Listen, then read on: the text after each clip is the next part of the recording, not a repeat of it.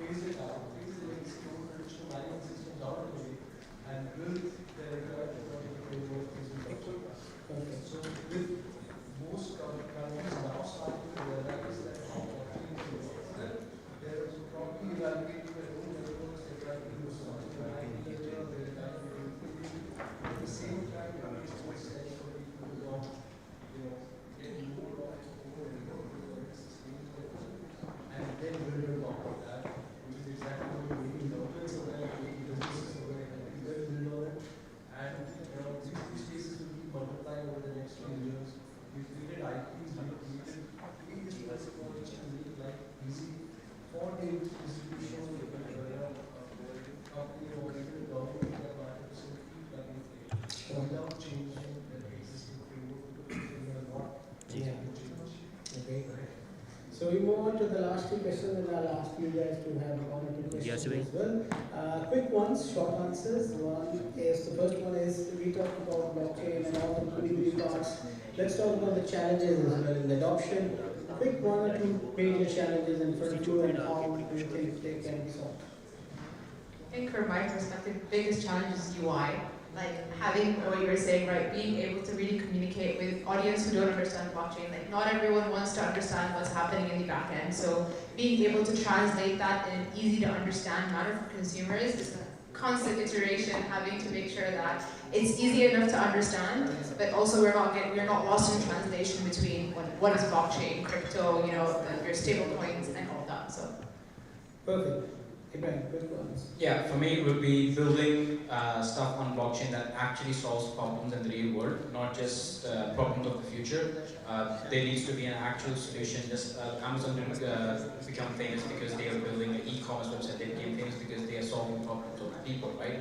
So actual use cases that are solving real world problems and are helping people like us and everyone in this room to make their life easier. Perfect. Zach?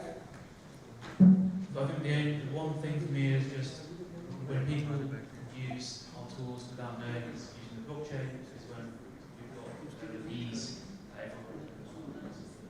Very well said and I feel it goes a little back. See, the hurdles not only stem at the adoption of the technology, but at the same time it goes to the infrastructure level. Like when somebody spoke about using technology for say most remote areas, you don't have access to infrastructure.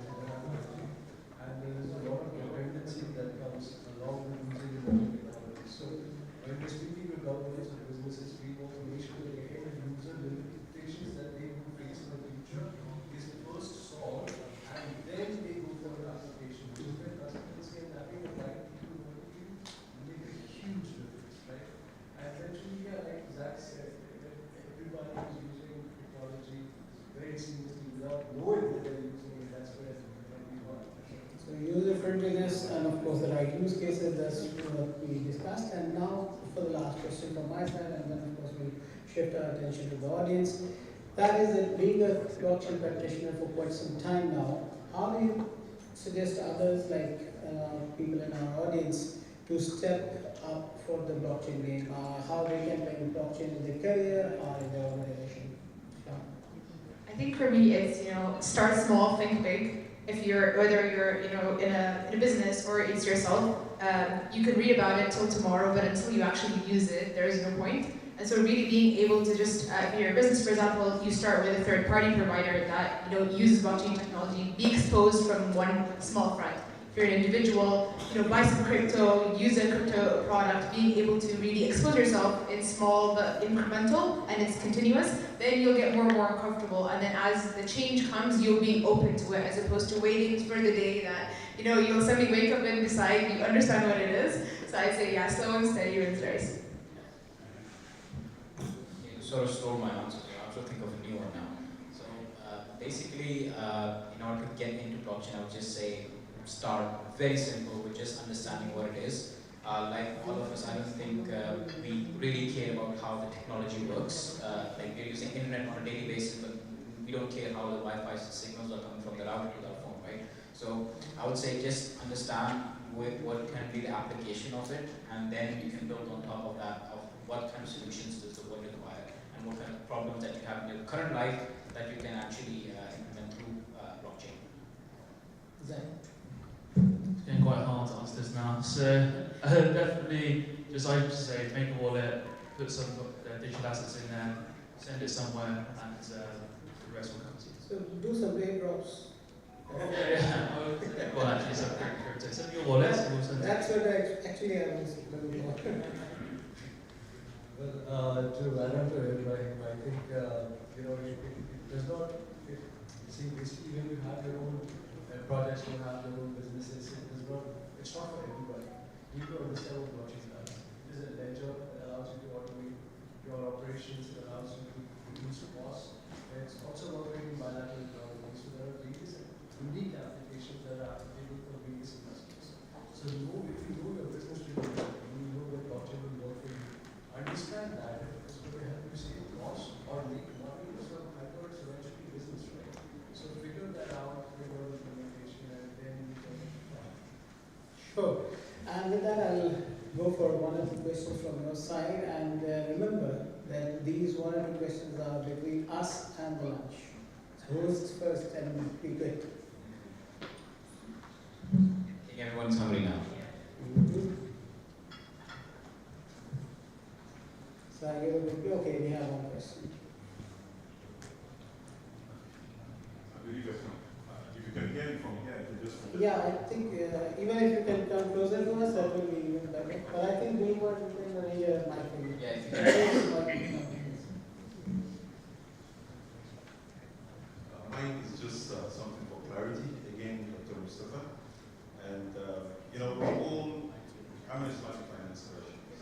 And I've gotten this question a number of times from people who want to invest or go to the Islamic finance community. And I think it's something that applies also to the Muslim world. And here's it. We're born in a world presets on conventional financial system, right? It has its own regulation and there's level of awareness that are limited to demand. So if you look at it, demand for conventional financial services very much outweighs the supply. That way, investing in any conventional financial business is profitable. For Islamic finance, it's the other way around.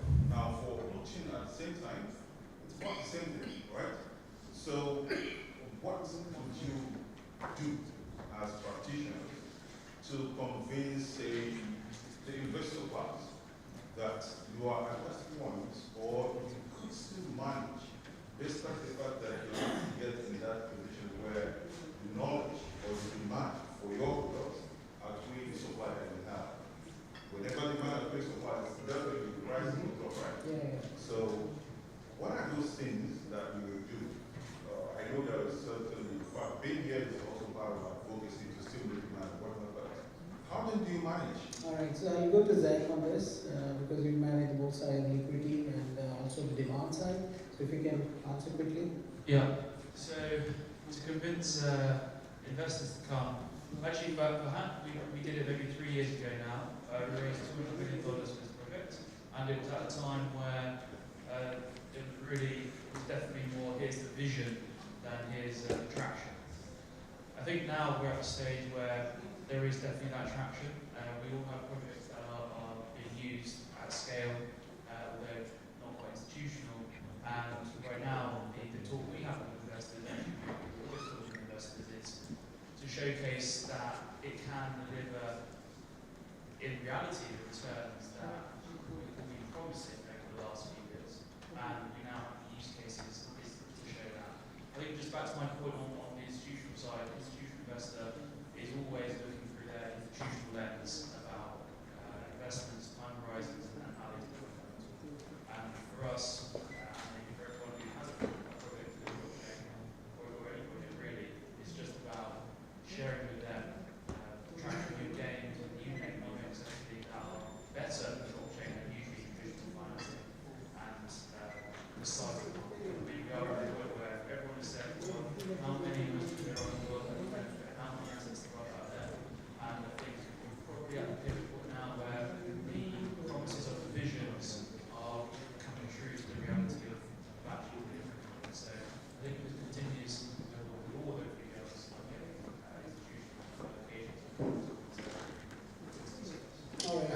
add one thing here that recently one of the largest investors, not one of the largest, the largest investor, BlackRock, just created their Bitcoin ETF, and now they're getting exposure into the blockchain and cryptocurrency market as well. So any conservative investor that sees that, okay, this still might be too risky, or it's still an early sort of industry, you can just take their blueprints and implement it on your own strategy.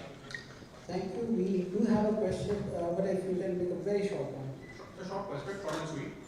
We have spoken of the benefits and the uses of blockchain and crypto. Can you also highlight some of the risks involved?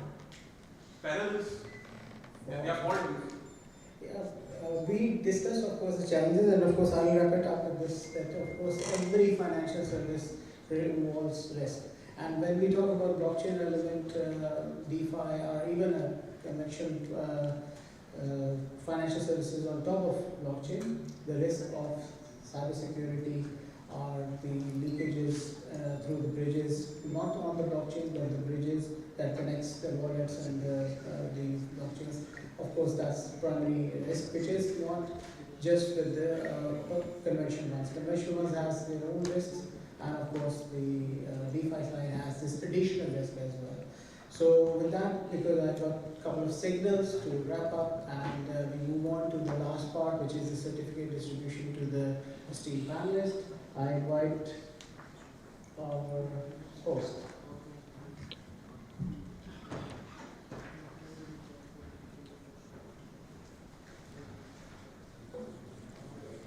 Thank you so much for this beautiful session by Mr. Muhammad Salman.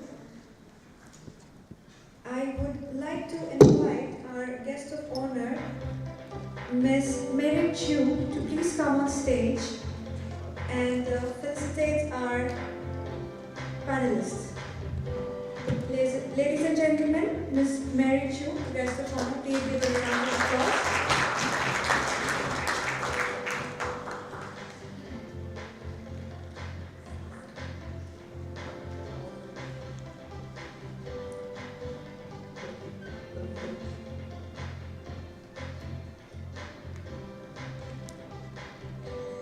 Mr. Zach Schender, Head of Ecosystem Hub Network UAE. Thank you so much, sir, for joining us today.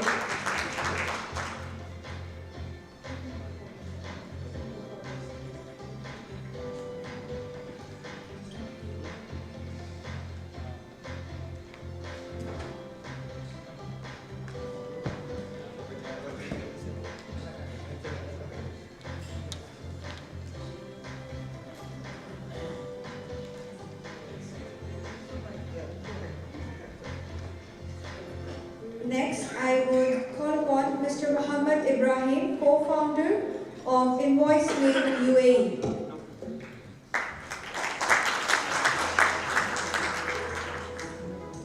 Thank you so much, sir, for joining us today.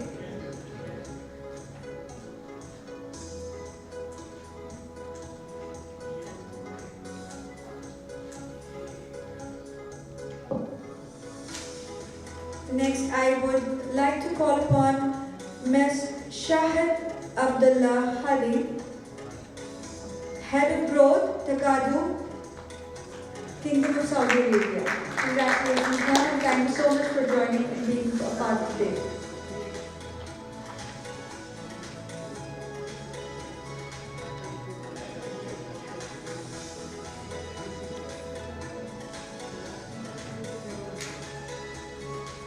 Next, I would invite Mr. Nipon Agarwal, CEO of Like Chain UAE. Thank you so much for joining us today.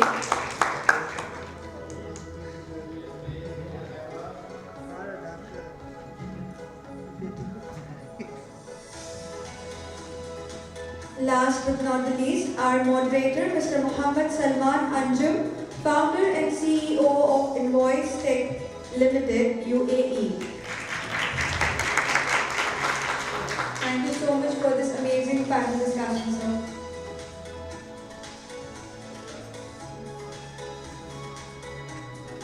I would request our Managing Director, alhudacibepk, Mr. Muhammad Zubair, to please come on stage for a group photograph. And I would request our panelists to please come on stage and join for the group photo. Ladies and gentlemen, please give a round of applause for this amazing team. I should say amazing, innovative team.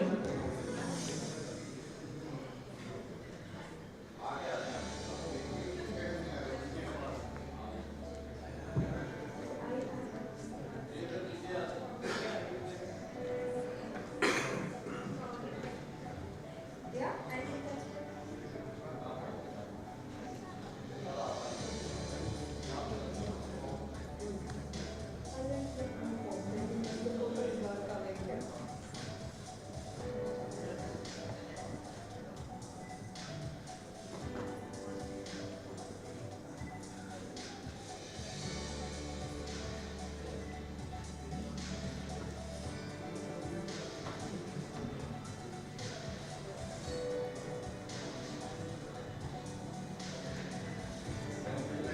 Thank you so much, everybody. Now, I think we should get a little bit of more energy, so I would request our guests to please have your lunch and your salah all together, and we'll be back after this break. Thank you, ladies and gentlemen. Lunch is being served outside, please.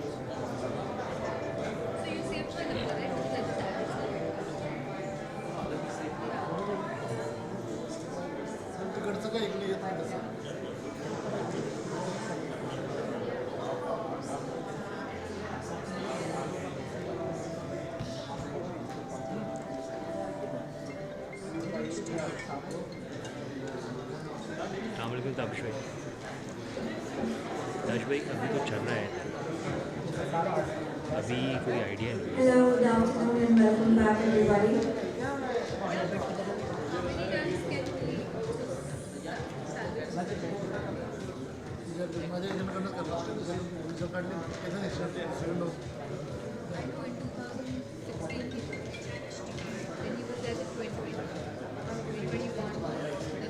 I hope everyone had a great lunch and we are ready with a power pack, another panel session.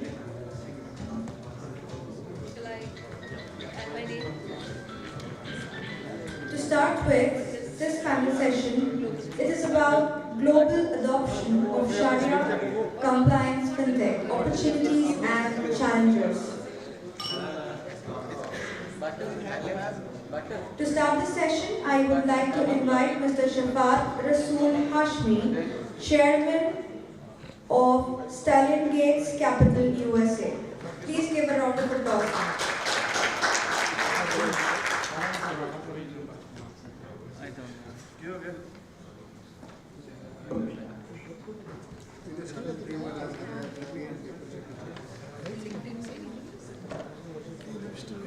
Joining him will be Mr. Mahar Al-Kabi, Chairperson of the Board Advisory Board Member, UAE Circular Economy Council Member, UAE.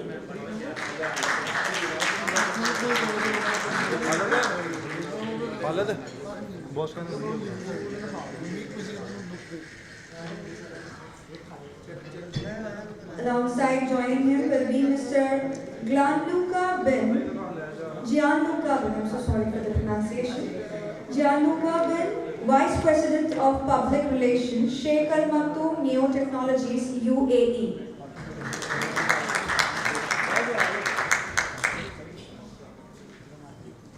And along Ms. Nancy Fadia Gharib, Founder and CEO of Simple Split, UAE.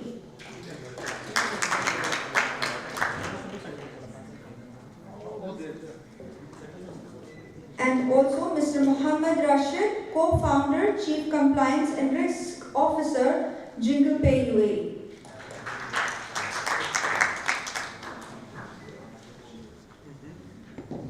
To start this panel discussion, may I have Mr. Shafat Rasool Hashmi to please join me on stage.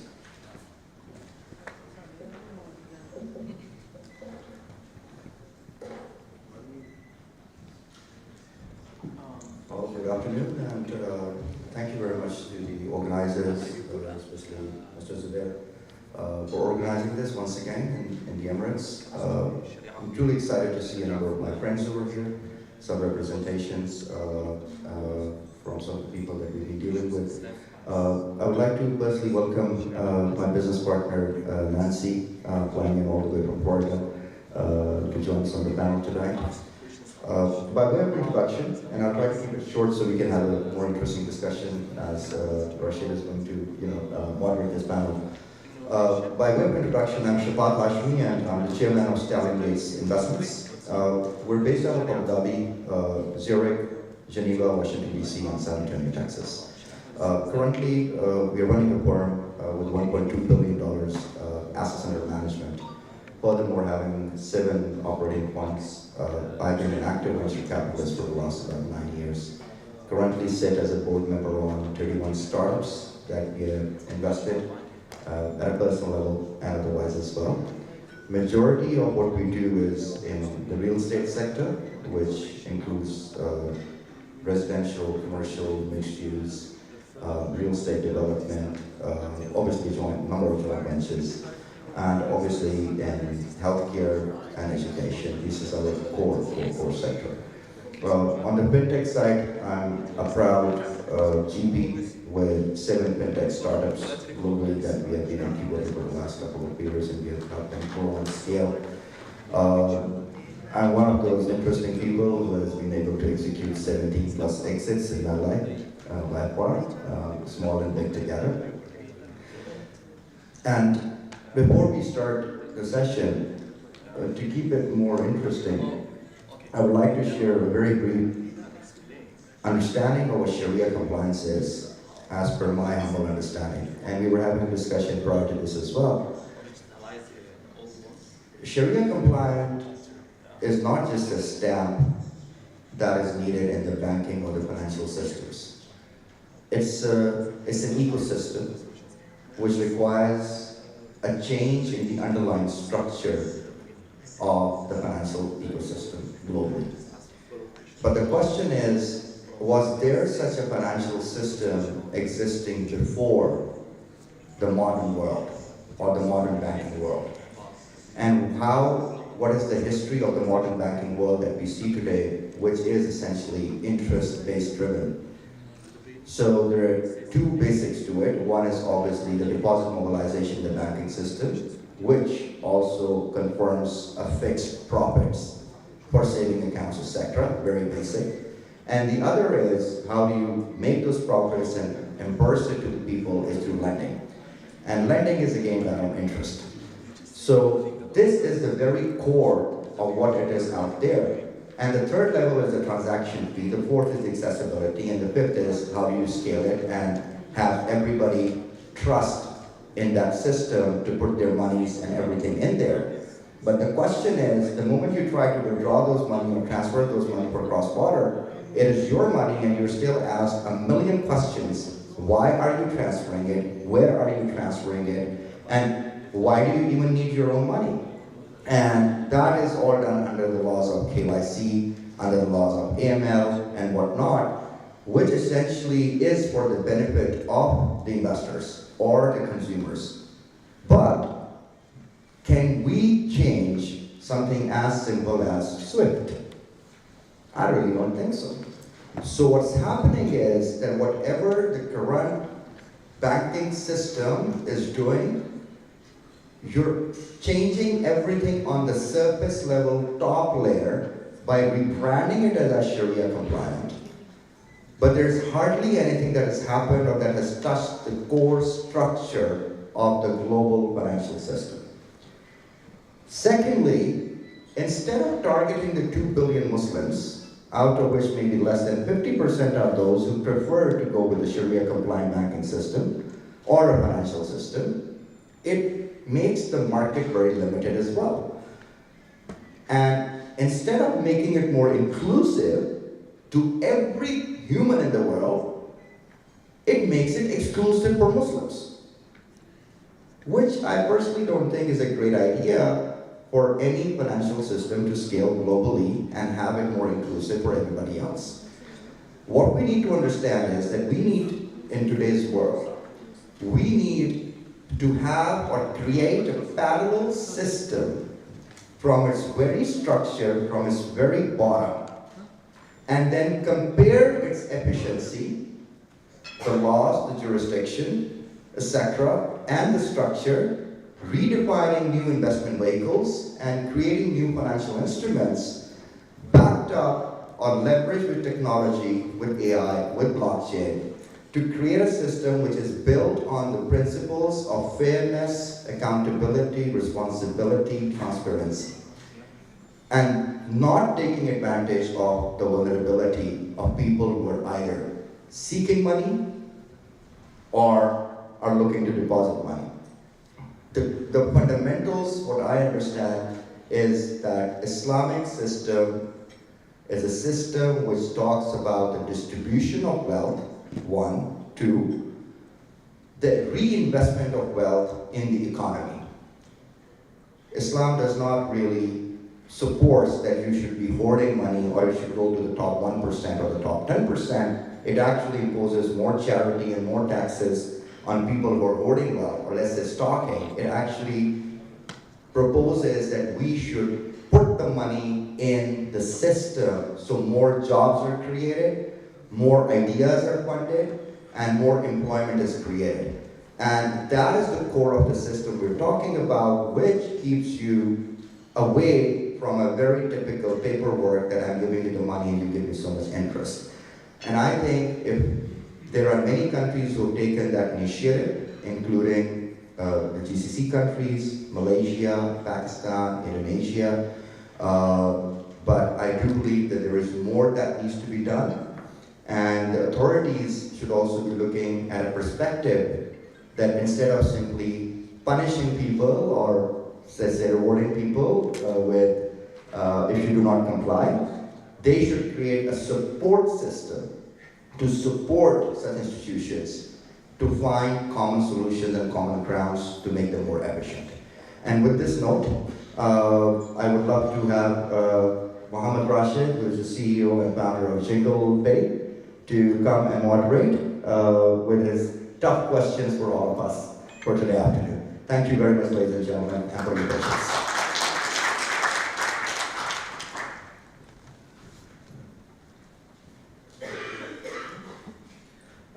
Good afternoon, everyone, and thank you so much, Shafat, for such a thought-provoking session. I want to keep the same spirit, and I want all of us, including our panelists as well as the audience, to engage as much as possible, because we have such an excellent panel, experienced Islamic finance experts here. So I would request you guys to have your questions ready as much as possible, and definitely we'll give you enough time to have your questions with the panelists. So maybe I'll request the panelists first to have a brief introduction before we move to the questions and the topic. So maybe Shafat already briefed you guys his experience and his, of course, his overall background. Maybe I request Mahir from you, if you can please spend some time to, yeah. Sure. Assalamu alaikum wa rahmatullahi wa barakatuh. Good afternoon, ladies and gentlemen. Very tough panel after the lunch to make sure that you guys are all awake, by the way. By the way, the hearing is not very nice for the organizer on the microphone when you speak over there. So it's not that really clear. But anyway, I'm a software engineer by background. I worked in banking industries for almost 30 years, 15 years in conventional banking, which is Citibank, both locally, regionally, internationally. Covered various functions over there. Worked 15 years in Islamic banking, set up a lot of standards, worked with a lot of governments, IOFIs, and compliance in terms of how the system of Islamic banking works, and also developed technology. I accidentally also, when I graduated from my university, started first fintech company, by the way. That was back in 1993. So that tells you the fintech is not a new thing. It has been there for a very long time. And the coin of fintech was coined in 1967, but it became very common in the 1990s by the same bank chairman I was with, which is John Lee, and he started a consortium on financial institutions. Now I work on board of companies. I advise companies on their governance, digital journey. One of the companies I work with, which is Serkal Group. If you stay in UAE, you probably know them. They are co-founded with Salah, Emirates MBD, CBD, Insurance, Dubai Insurance Company. We co-founded also Pepsi. The metro business that we have, we're the only OEM provider in the country. We're also bidding for other metros within the GCC and globally. We are the sole agent for Etihad Rail in Abu Dhabi. We're also building network all the way to Oman, and hopefully bidding for, we do smart mobility, first mile, last mile. We also do screening, baggage services, and provide those technology to the airports. We're also trying to build now our own private credit market based on the blockchain technology, and quite many more as well. I said as a passion, as a chairman of schools, to re-change the education system, unfortunately, is not really keeping up with the 21st century, what's required from our children. I also sit as a UAE Circular Economic Council member. We look after all our waste management within the country and come up with a policy within working with the private sectors. I'll stop here, otherwise we continue talking all day. Thank you. Buonasera a tutti. They told me I can speak Italian. Everybody understand that? No? It was just a joke. So anyway, my name is Gianluca Bin. I'm of course Italian. I'm here to represent my new group and Sheikh Al Maktoum Neo Technologies, which is basically a group of 320 companies mainly focused on fintech. Vice President of Public Relations for this, and main sector of activity about 35. We work from UAE-based offices, and let's say that we walk a long path in the last few years to arrive and somehow be ready for this market that now is ripe. The market of fintech now is bonding with Sharia compliant regulations, and I really believe that if you analyze and know a little bit more about blockchain technology and digitization in this sense, it's really, they're two like really good matches, because they care about the value that is delivered to the user. And you know, finance for many years, especially coming from a Western world, it's been taking advantage of the market. Bad way in some cases. Now, if we merge blockchain technology, fintech solution, and Sharia compliance law, this is going to totally disrupt the way how we actually face the market and how our users, our, let's say, customers will benefit out of this. Thank you. Hi everyone. As you heard Shafat say, I'm Nancy Fadia Garib. We're partners in a mobile app called Simple Split, which helps co-parents track and split expenses.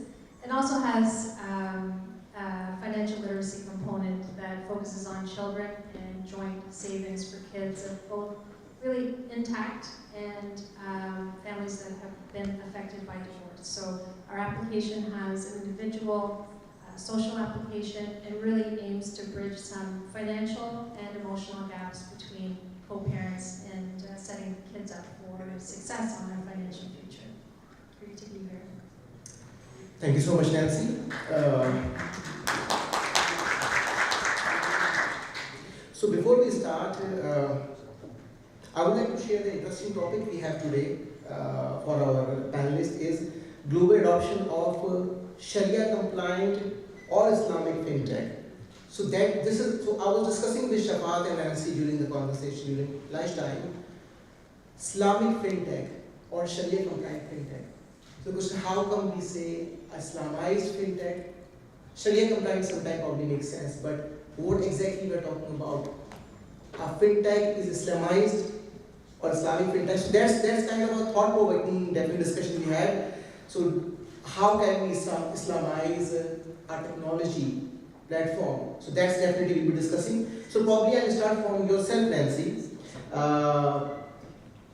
What key elements must our fintech incorporate to qualify as an Islamic or Sharia compliant fintech?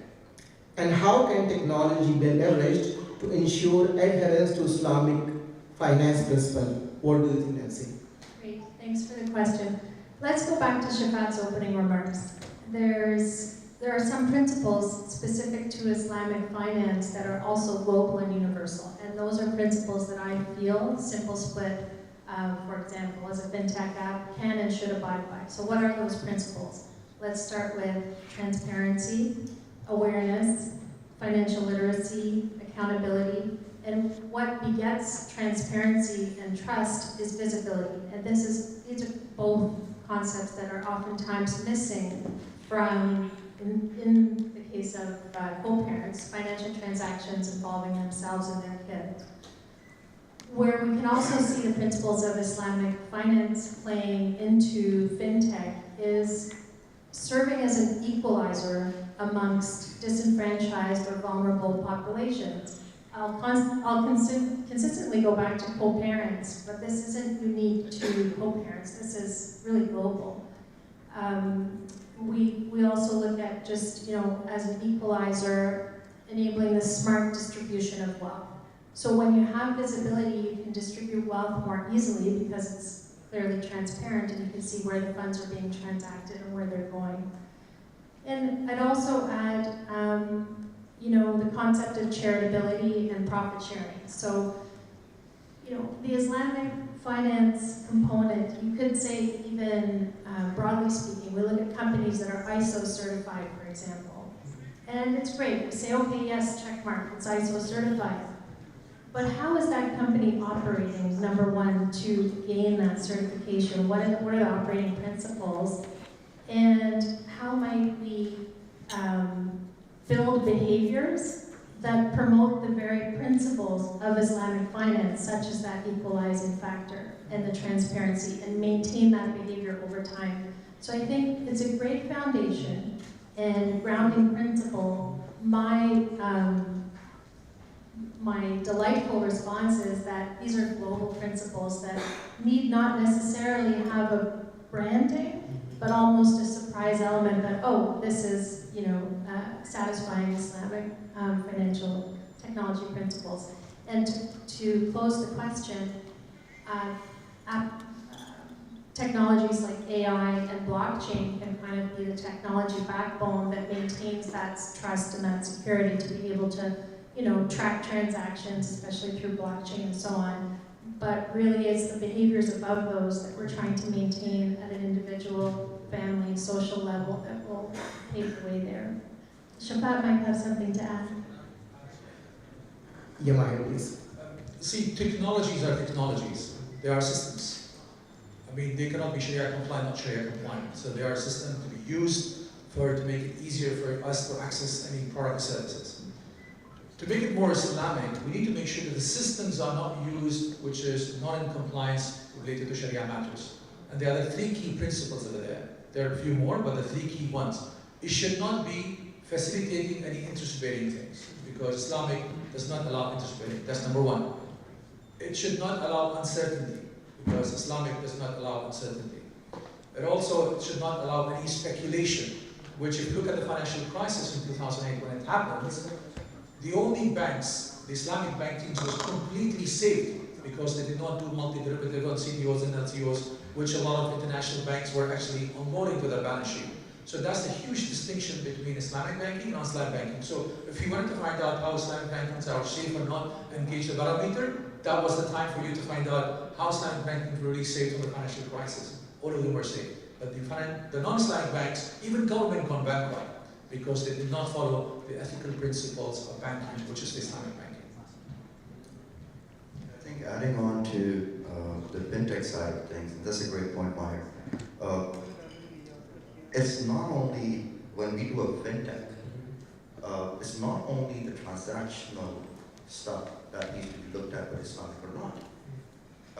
If I put my brand marketing hat on as a CEO and founder of Branding Global, we do a lot of branding communications and marketing in UI UX.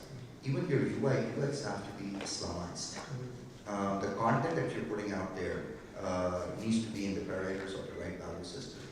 And as we mentioned about the speculation, when you try to promote an app, when you try to communicate things to your users because you're looking for high scale, or even when you're raising investments as a founder, speculation should not be a part of it.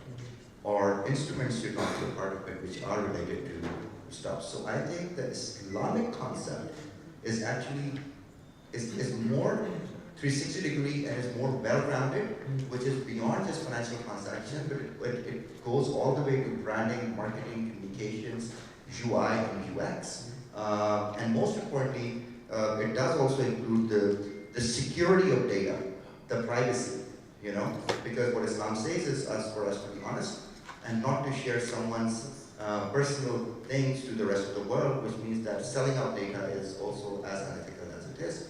So we should be looking at fintechs, which at the core of the structure of it should be more based on the Islamic values and principles to really create an Islamic fintech.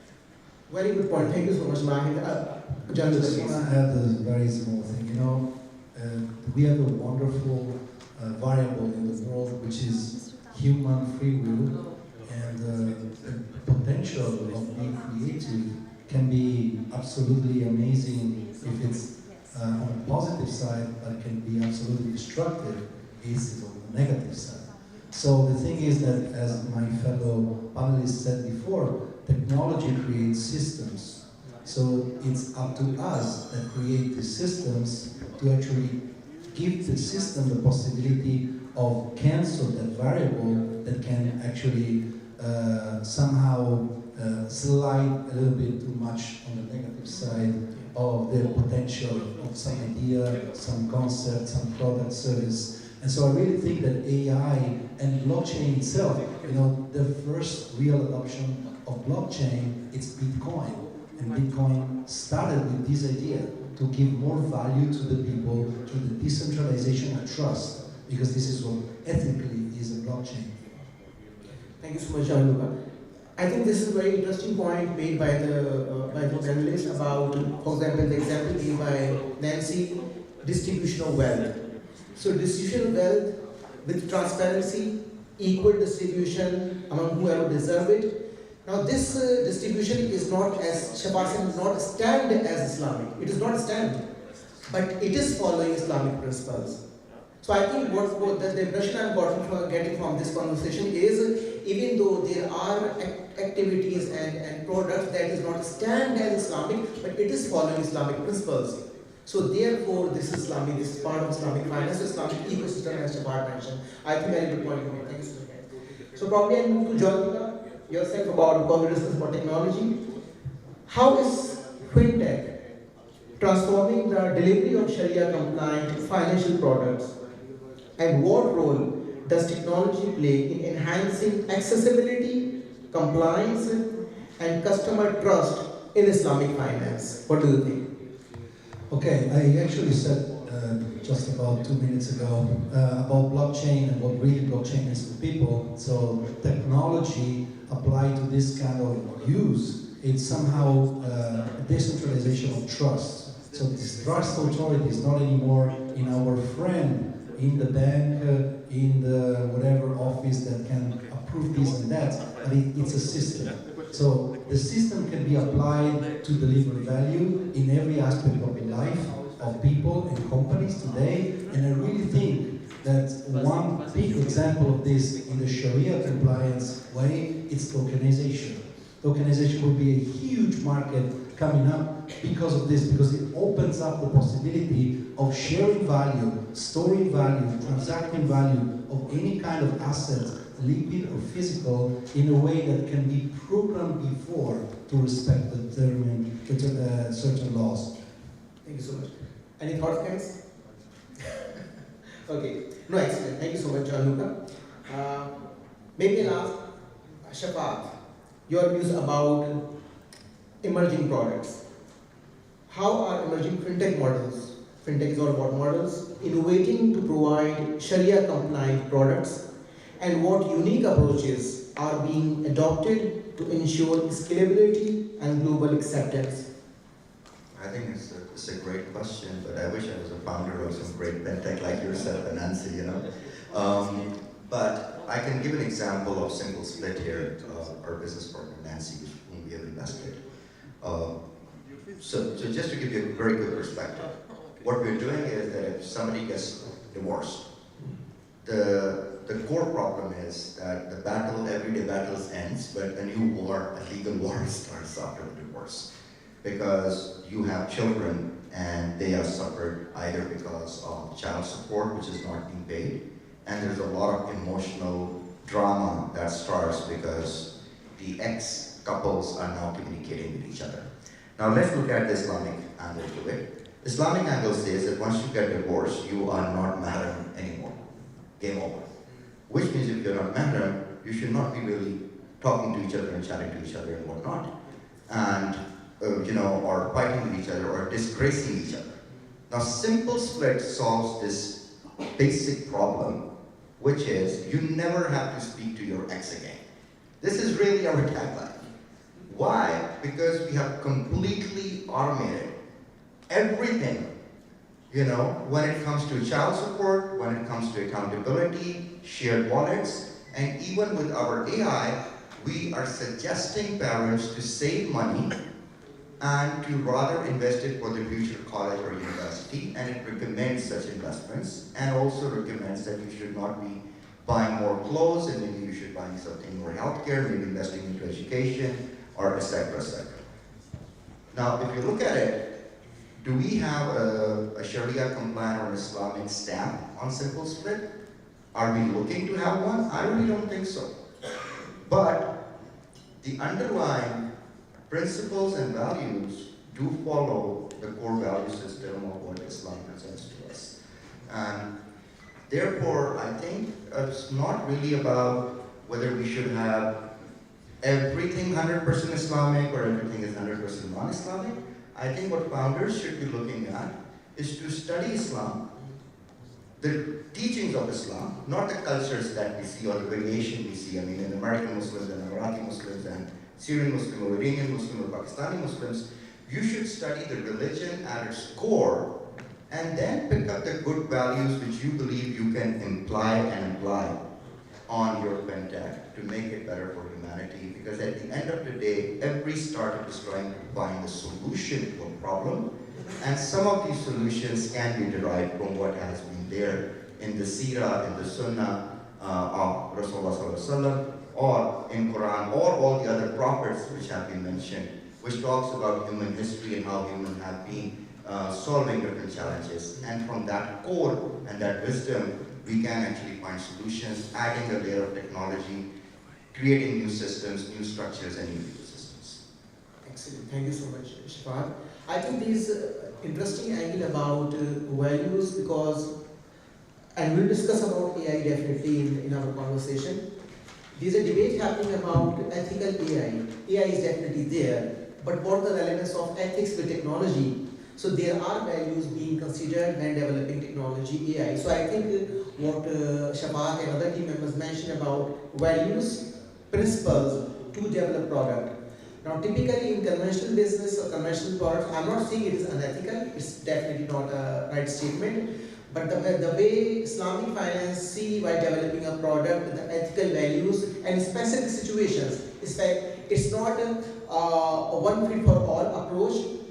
In Islamic, definitely there are situations, scenarios that you need to consider. That's why Islamic finance, I think, is more complex as compared to the conventional financial model. So I think the values and ethical values is definitely an integral component of Islamic product development. So maybe I move to Maher about how can traditional Islamic finance institutions collaborate with fintech companies. And when I say traditional means it could be banking, it could be takaful, etc. Collaborate with fintech companies to scale operations and expand their reach. What do you think, Maher? Sure. Let's understand, first of all, I think the first thing would start with both parties understanding their roles. Banking or financial institutions, per se, they're usually highly regulated by the respective central banks in the countries. So for them to move, it takes a little longer time, because it's like an elephant. When they want to move, they have to go through a lot of check and balances to be done. Particularly if you have a core banking system, which is also very old, many banks can afford to change it as well. So it's very challenging. Come with fintech companies, they're actually very agile, very nimble, they're very innovative, and speed to market is very fast. So that speed, both need each other, to be honest with you. One cannot survive. So we have to we need to have a right marriage over here, not the divorce application that you have, which is good, by the way. So we need to have a right marriage application over here. So that's why they need to make sure they're strategically aligned with what needs to be developed. I call it the triple D model, from design perspective, development perspective, and deployment perspective. So when they have a strategic alignment of what needs to be done, that's means your design would be very good, because you both are working together to solve a problem or a gap which is not there today. So that's one way to achieve it, and then you take it to, of course, the development. There will be a lot of iteration, you check the market, and then you go to the deployment, and then you reiterate and change all the time. So that's one way of collaborating, making sure that you're working together from the beginning. The other way we need to use the financial muscles the financial institutions have. This is a lot of money, right? And fintech companies, they're startup, unless they're slowly picking up, so require a lot of funding. So the financial institution need to create something like an innovation hub and incubators to work with the financial fintech companies and support them for them to grow.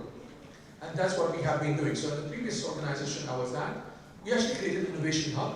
We bring all the stakeholders, whether government, federal, local, fintech companies, and start working, creating an ecosystem. That's why today, if you look at it within EMEA and UAE has more than half of the fintech startup within the EMEA itself.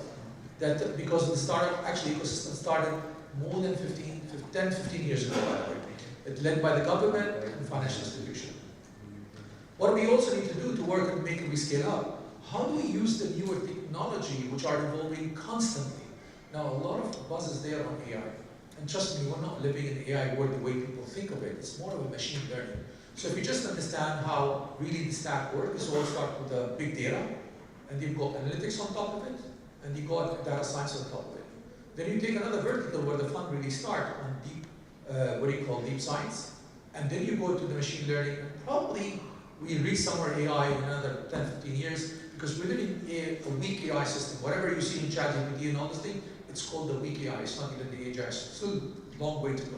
So we're more into machine learning. So how do we use these new technologies to fasten development of the products where we can understand? And you've asked a question before that, how will the new technology will help as well for you to scale up? Remember, Islamic banking are very much process-oriented. So there are policies, there are processes, and there are also the Islamic accounting, and there are standards around them. And I developed 2 standards in compliance with the Central Bank, UAE Central Bank over here, which is the 2 most prominent standards are there, which is Murabaha and Ijara. So they cover about 80% of global Islamic banking system. The rest are Musharaka, Mudaraba, they come. So there are 8 standards. There are 2 more prominent over there. Now, for you to be Islamically compliant, you need to make sure that the process is being followed one by one. So the scholars will come and tell you this is how you need to follow. But sometimes you don't end up following the process because you're in speed, you're in a hurry, you want to do it and you forget it. Even if you have a checklist, you'll make a mistake. That's why Islamic banks are the most active charity, because the auditors will come, the Islamic auditors will come and say, okay, this transaction was not really compliant, and all the profit you earned from this transaction has to go to charity. So the system can automate this process for you. And I'll give an example over here. We wanted to create an Islamic OD. So we said, okay, let's not reinvent the wheel, let's go to the market and find out who's doing it. So we scouted the market, we found a few Islamic banks were doing it. We bought those system developers, which were vendors, we speak to them. They put the process and we show it, we said, sorry, this is not Islamic. This is completely unethical, by the way. Why? Because the people who were developing did not understand anything about Islamic banking. They had no A to Z about understanding it. And the people who asked for it to be developed did not understand it, so it passed everybody. And later on, they admitted to us that we were asked to label it Islamic. And we called it Islamic OD. So there was no Islamic OD. So we said, okay, let's develop Islamic OD. So we used Mudaraba. People don't use Mudaraba, particularly if you're a CFO or financial institution, because in Mudaraba, you have to actually, it's a risk. You have a profit and sharing has to happen. So we said, okay, we will develop it because our clients want it. So we actually sat in a room, and I told my team, we were only 3 of us, to be honest with you, who were thinking about this. I said, we will not get out of the room till we find the problem and get it solved. So we found the solution, but we had to make sure we automate it. So we found a structure which is available. We took the system to make sure Mudaraba as Islamic OD to be there, because OD, what is OD for? It's an overdraft facility. You have a certain amount, but you don't want to use the entire of it. Whatever you use in the conventional bank, you pay interest.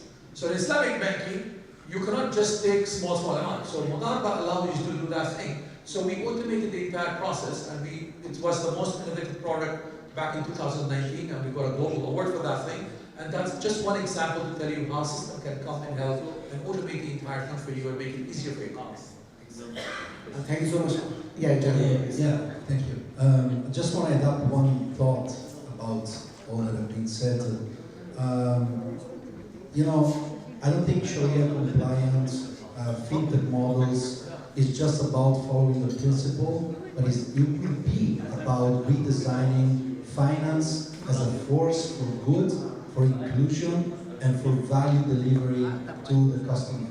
And I really think that this, as I said before, merge so much well with blockchain technology, for example, because inclusivity and customer-centric product and services is what is totally missing from traditional finance still today. And coming from a technology background, our company is mainly tech. We do a lot of stuff in tech, and then we got into digital banking, cryptocurrency, and AI, and many other stuff along the years. You know, Apple, when was the iPhone 3 coming out? I don't remember, 15 years ago, something like that? So it was the first customer-centric product ever delivered in the market. Customer need, listen to the community, and it's all about community. You know, the Islamic community, it's 2 billion people in the world, and on 8 billion. And if we go back in time a little bit, just 100 years ago, it was 2 billion people on the whole planet. So imagine that we multiplied by 4 in 100 years of Industrial Revolution. Now what is going to happen in the next 100 years? What are the needs of this growing community? Why don't we talk as people in finance and banking and stuff to the community and listen to them? That is the next shift, I believe, in fintech, which is in all the other technologies. Thank you so much, John. Excellent point. Customer-centric product iPhone. Although we are not marketing, but I think it's a very good example of values, Islamic principles. So since we are talking about products, maybe I move to Nancy to share her views about some innovative fintech, Islamic product, I would say. What innovative financial products or services have emerged recently in the Sharia-compliant fintech space, and how have they been received by customers? Nancy? I'm going to completely redirect the question based on this excellent conversation and the insights that we just heard. So I want to go back to, generating a space for inclusivity. And ironically, if you look at Simple Split, for example, really when you ask yourself, if you're looking at a vision or the deep why of a financial product, what is the deep why? Is that managing finances spares no religion, spares no society. We have inequity globally, and as we so eloquently heard Gianluca say, this is really about designing a system and a structure that leaves no one behind and creates a platform for inclusion.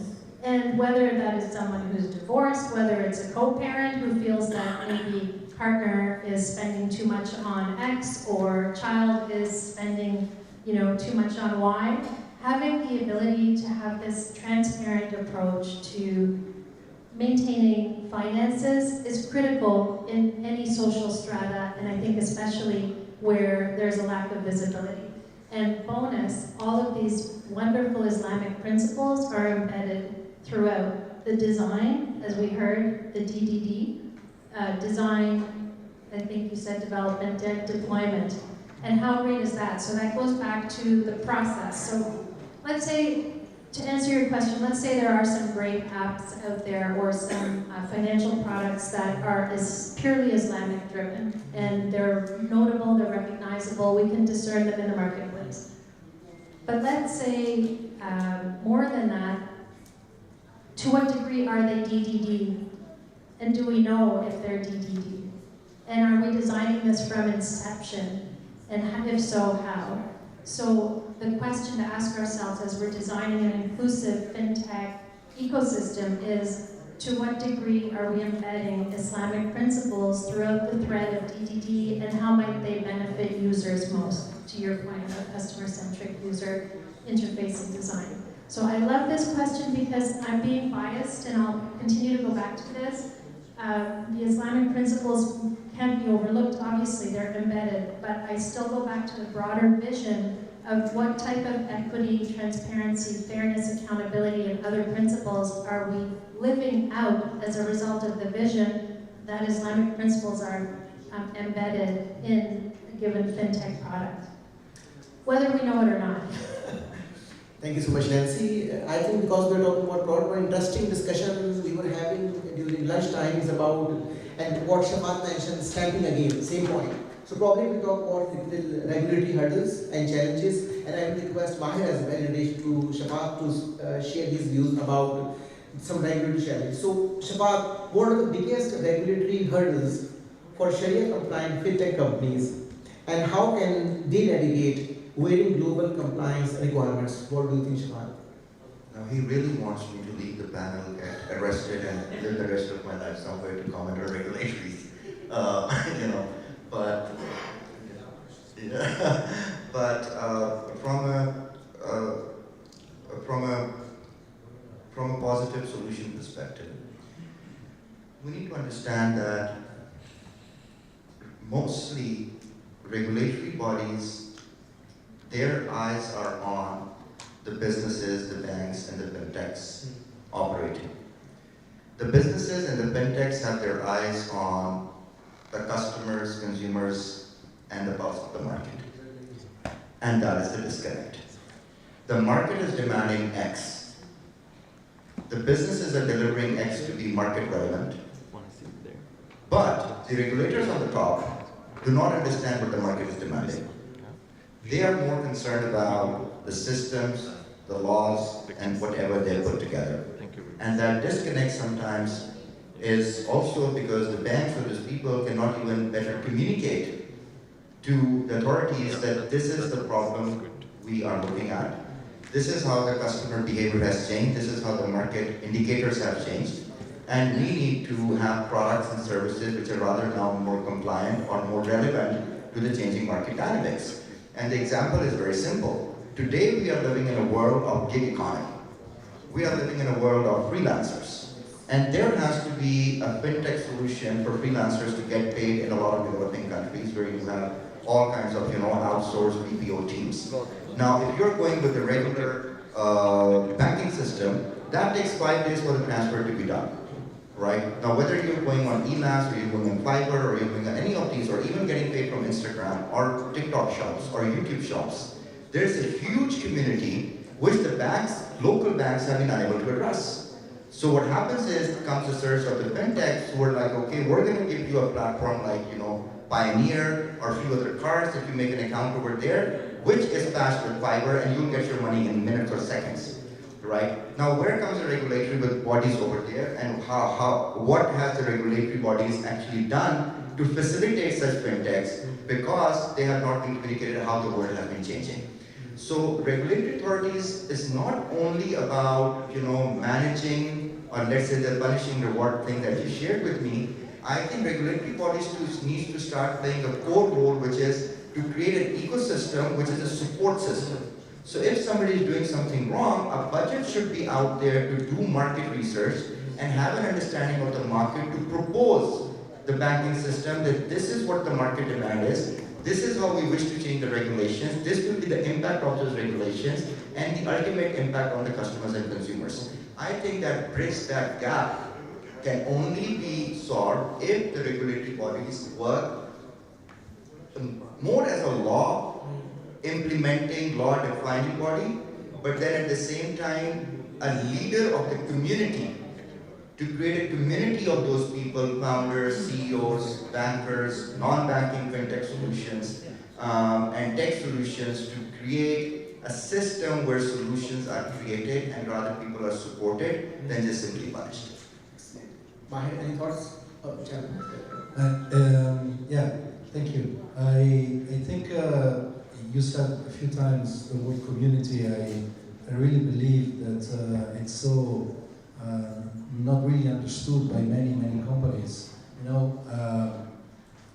Since thousands of years ago, the Roman Empire became the Roman Empire because he expanded his community with the sword. And then we got the US that expanded the dollar in the world, expanding their community, because the more people is using the dollar through the mixed countries and so far. And now the thing is, whoever you are, whatever is your role in a society, can be institutions, can be a corporate executive. I really think that whatever you do, you need to engage your community. You can engage the community in two ways, through fear or through education. And I really think that education is the really missing component in many industries, because everything is imposed in this world. somehow. And I really think that the fact that Sharia laws are merging fintech solutions, including blockchain and all that comes with it, I really think that this is going to totally groundbreak and disrupt the way we see life and interaction with these models, with these systems in the years to come. And those players, both institutional and corporate, that will understand that education is the way. And one example, we are sitting in one country that is doing that. It's the first country in the world that has the happiness ministry. That is education, guys. And if you translate this into anything you do, that is going to totally, empower the people. And the people, when are empowered, they will be loyal forever. Thank you. Mahir. There are two challenges, and I'll give you the solutions as well, and the role model that UAE is leading. And for you guys here, you've probably seen it happening. First of all, do we require regulations? I think that should be the bigger question, first of all. We need balanced regulations. We as human beings, God has created us, and this is not a religious talk, but this is just to tell you to think deeply. And He sent us guidance for us to live this life. Despite the guidance, we are on each other's throats, killing each other globally. Imagine if there was no guidance. This would have been an animal world completely, right? So we require balanced regulation over here. So the two key challenges Islamic banking face, or the companies who are developing Islamic products or fintech Islamic products, one is the alignment of the Sharia compliance. Now, the beauty is 80% of Sharia is intact across the globe. No dispute on it. They're 80%. The 20% is the beauty where people come with innovative products, and that's the beauty of it. That's why it's simple and different. However, if you are a company who is into multi-jurisdictions, you need to now work on the 20% everywhere. That's just one challenge, but there is a way of handling it. The other thing is your respective regulation of the country itself that you need to abide with as well. So if you work over here, there's a different regulation than you work in other jurisdictions. So these are the two things that the fintech Islamic companies grapple with, but they can solve it because they need to understand what the regulation says, and they can make sure it is part of their applications, wherever they go and they want to be globally. Now let me share with you what GUI model does, and this is how forward-looking it is. You mentioned about the Minister of Happiness. We appointed the Minister of AI back in 2017, when AI was not even talked about much. If you're not in an AI industry, you will not know about AI. AI got known only because of ChatGPT in 2020 in November, correct? How many of you are actually in AI business? Share of hands. Not many of you, right? So it's like 3%, less than that. So and everything we do over here, blockchain for example, we were the first to come up with a blockchain council, and all the key state players, the private companies, federal government, local governments were part of the council. Just to let you know, there are 1,975 Dubai government services today are online. All of them are on blockchain. It didn't happen out of the blue. The journey of making it completely digital started in 1995. It was broadcasted in what he called live TV in Jumeirah Beach with the Highness Sheikh Mohammed bin Rashid. He brought his N-1, 2, 3, saying that we're going to go to e-government. And we're going to transform in 5 years to e-government. And it's going to be a tough journey. And if you're with us, thank you very much. If you cannot, please resign. And we thank you for your services. And few people did not resign, but they were against it. They were forced to resign. This is how it works. And you heard about the resignation lately. You'll hear about 2 more coming up. So, and of course, Smart City came and all this thing. Every single policy we worked on, at least I can tell you from my experiences, whether it's digital economy and circular economy. Now, we launched our digital economy roadmap back in April 2022. We've also launched our circular economy roadmap back in the same year. Every single policy we did not do it in our ivory towers as people may thought of. We actually conducted a workshop with a subject matter expert in the private sector in respect to that policy, and once it was approved by everybody, we said, okay, this is what we're going to circulate. And I'm telling you this from experience. 5 policies were rolled out in the circular economy last year. We did it like this. There's 17 more to go this year, next year. We will also do it with the same methodology. So the way to make it happen and make sure that we progress is about inclusivity. How do we make sure that everybody is part of the decision-making process? And that's why you have more than the half of the MENA startup fintech companies are in UAE. Because the way the ecosystem has been built, the trust that the people have in the government, which is very progressive. And this is how we take it forward. Thank you so much, Mahi. Really appreciate it. So I think because of short of time, I won't be able to take 4 more questions, but maybe I'll open the floor for audience. If you have any question, please feel free to ask it. Our experts are here. Over to you guys. Any question?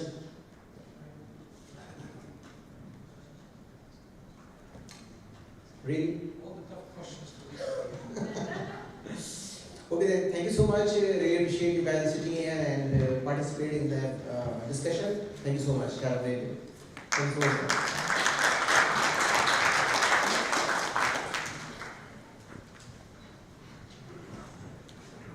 Thank you so much. I would request the panelists to please be seated for a while. Just for a while. Thank you so much. You can please be seated. Yes. Yeah. Yeah.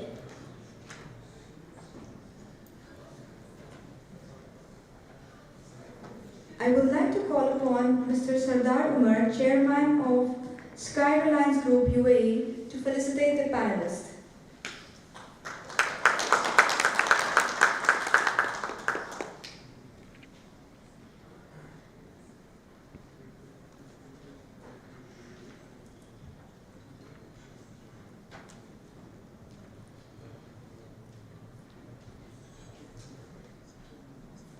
Starting with Mr. Shafat Rasool Hashmi, Chairman of Stallion Gates Capital USA. Thank you so much, sir, for joining us today for this session.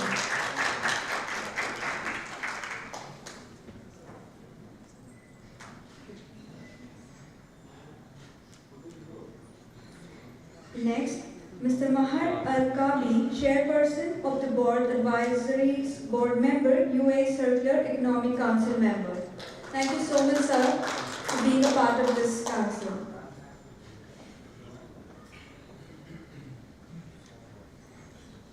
Next, Mr.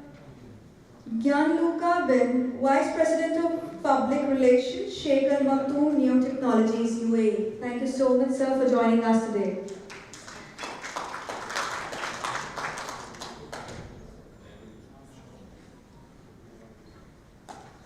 Ms. Nancy Fadia Wareed, Founder and CEO of Simple Split UAE. Congratulations, Ms. Nancy. Congratulations, Ms. Nancy, and thank you so much for joining us.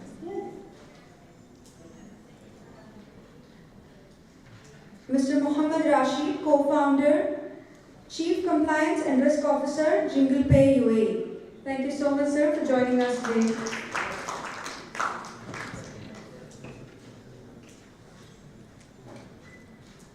I would again request Mr. Mohammed Zubair to please join us on stage for a group photo.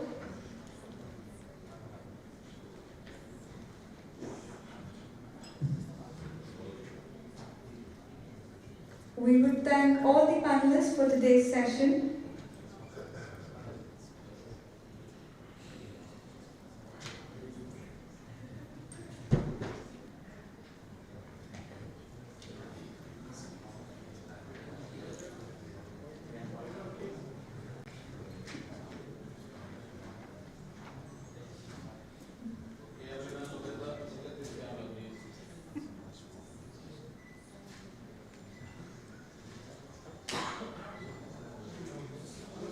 Thank you so much, sir. Thank you so much.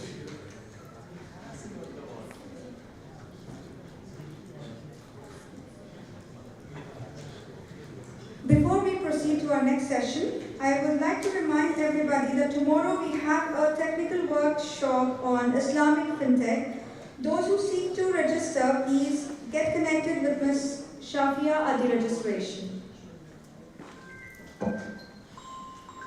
Moving forward, our next panel session is on emergence of Islamic FinTech industry, and I would like to call upon the chairperson for the session, Mr. Marcel Welles, Chief Executive Officer for Sky Reliance UAE.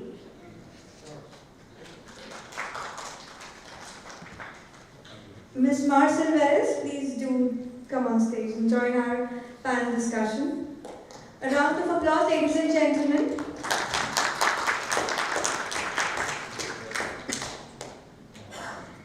Next, I would call upon the moderator, Mr. Abdirahman Musi Abdi, Director General, Somaliland National Insurance Authority, Somaliland.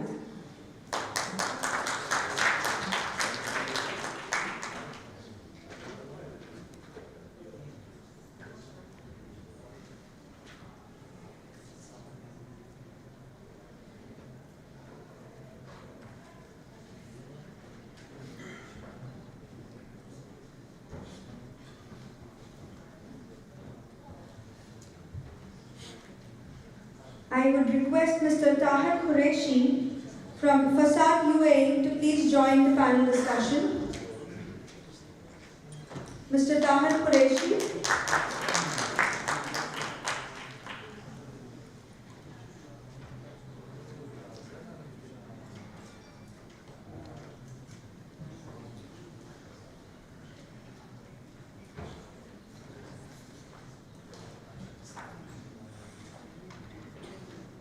And I would call upon Mr. John Charles, founder of Ellington Microfinance Bank Limited, Nigeria, to please join us on board.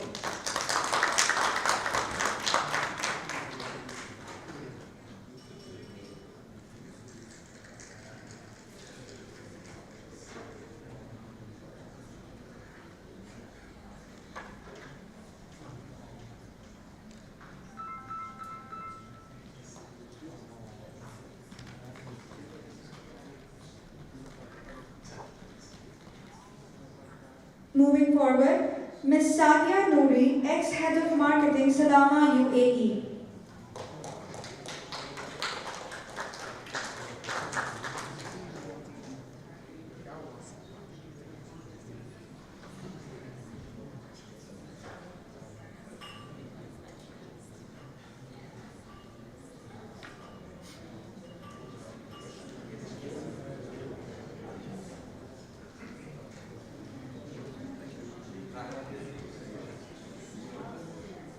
I would like to invite Mr. Mustamir Ehtisham Siddiqui, Head of Product Development, Sharjah Islamic Bank, UAE.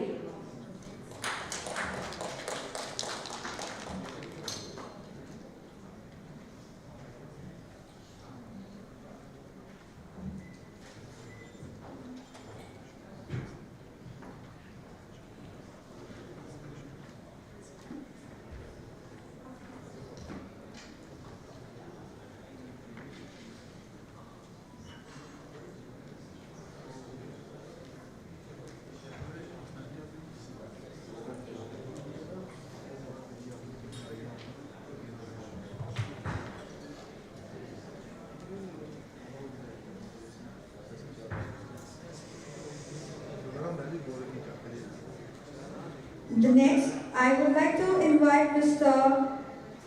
Nunstu Fati, CEO, Manager Director, Supersonic Financial, The Gambia.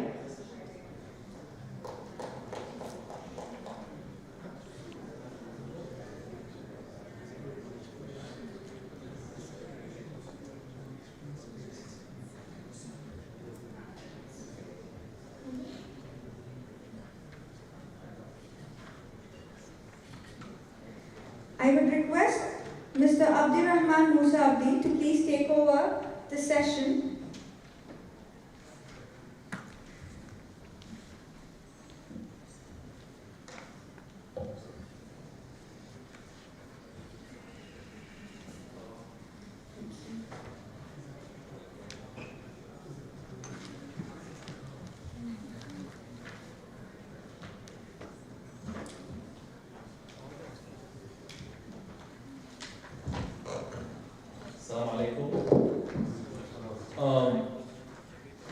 I think we don't have much time. We're already behind. So I'll start quickly. I'll give the panelists 2 minutes to each and everyone to introduce themselves, the community they represent, and then I will ask questions to the panelists, and then Mr. Mas, the chair of this session, will do the remarks and conclusion of this session. So let me start with Brother Mustamir. Please introduce yourself and whatever you do. Assalamu alaikum everyone. My name is Mustamir Shamsuddin. It's a long name, but I'm working for Shah Islamic Bank. Can you hear me now? Okay. My name is Mustamir Shamsuddin. I work for Shah Islamic Bank. I look after the product management of the corporate banking. And I'm actually, the focus is on, for quite some time, is on digital banking, transformation, and to be honest, it's very challenging, but very interesting as well. Especially when I'm getting on board, I'm getting the help of, fintech companies and all these, so it's really helping me in terms of developing new products. And the best part is that it is very much acceptable to Sharia also. Is there any Sharia scholar here of any bank? To be honest, this fintech and AIs, they are helping a lot in terms of product development, because something which is very good with this fintech evolution, it's actually creating a transparency across the board. So anything which you want to do as a product development, you want to create a new product, you want to roll it out, you want to do something different. This digital transformation, it actually helps you to streamline the processes, identify what are the clear objectives, as well as it actually helps Sharia scholars, Sharia auditors, to find out if there is any gap, and you can improve it very easily. So to be honest, this digital transformation really helped me to bring new products and to streamline my processes. Thank you very much, and I just hand over to my next one. Good afternoon everyone. I'm very much honored to be part of this outstanding line of panelists. Well, I'm Marcel Bellis, and I'm currently the CEO of Sky Reliance Group. We've always been a part of being able, or we're very grateful to be part of, or to have this type of platform talking about Islamic global microfinance, and to be able to expand our group. Sky Reliance, actually, we are involved in different sectors, which include private jet services, the travel industry, we're also in the diamond industry, real estate, and now we are expanding into the blockchain solutions provision sector, and we're very proud to be able to be part of this unprecedented pace in a digital world. So I truly believe that when you talk about fintech or Islamic fintech, there are a lot of intersections involved when it comes to banking solutions, when it comes to blockchain, artificial intelligence, for example, and cryptocurrency. Well, terms like these are not buzzwords anymore. They're very relevant.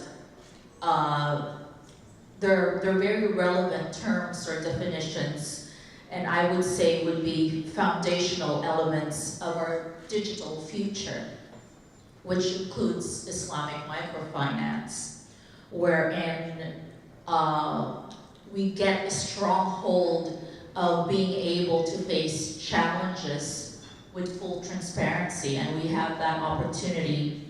It's now or never.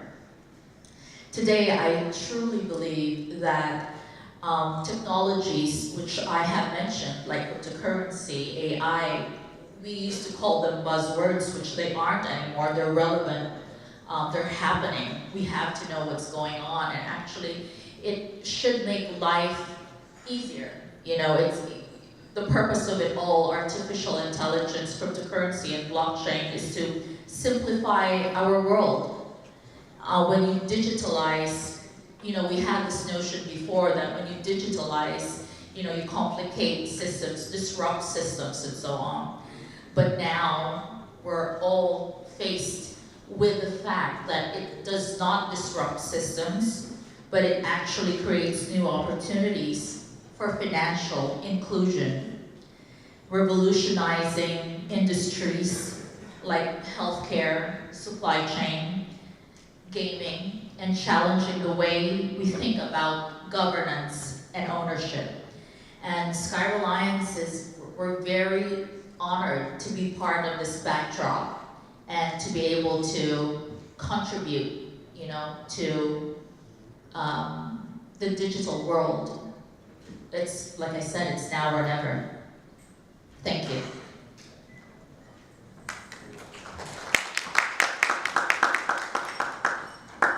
Good evening, everyone. My name is Sadia Noori. I am currently at a cusp of changing tracks in my career, moving from being 18 years in seasoned for 18 years in banking and insurance. I have worked with Mashreq Bank, Salama, and I've been doing branding, innovation, and digital transformation projects through and through. And currently I find myself at a very interesting cusp of technology, and I'm currently pursuing leadership in AI from Indian Institute of Management, ISB that is. And I'm thrilled to see how the Middle East is rising up to the challenge or to the opportunity of technology, and rising up to see how the world, as we are speaking right now, is changing at different paces, and perception is like everywhere it's different, but it's changing for sure.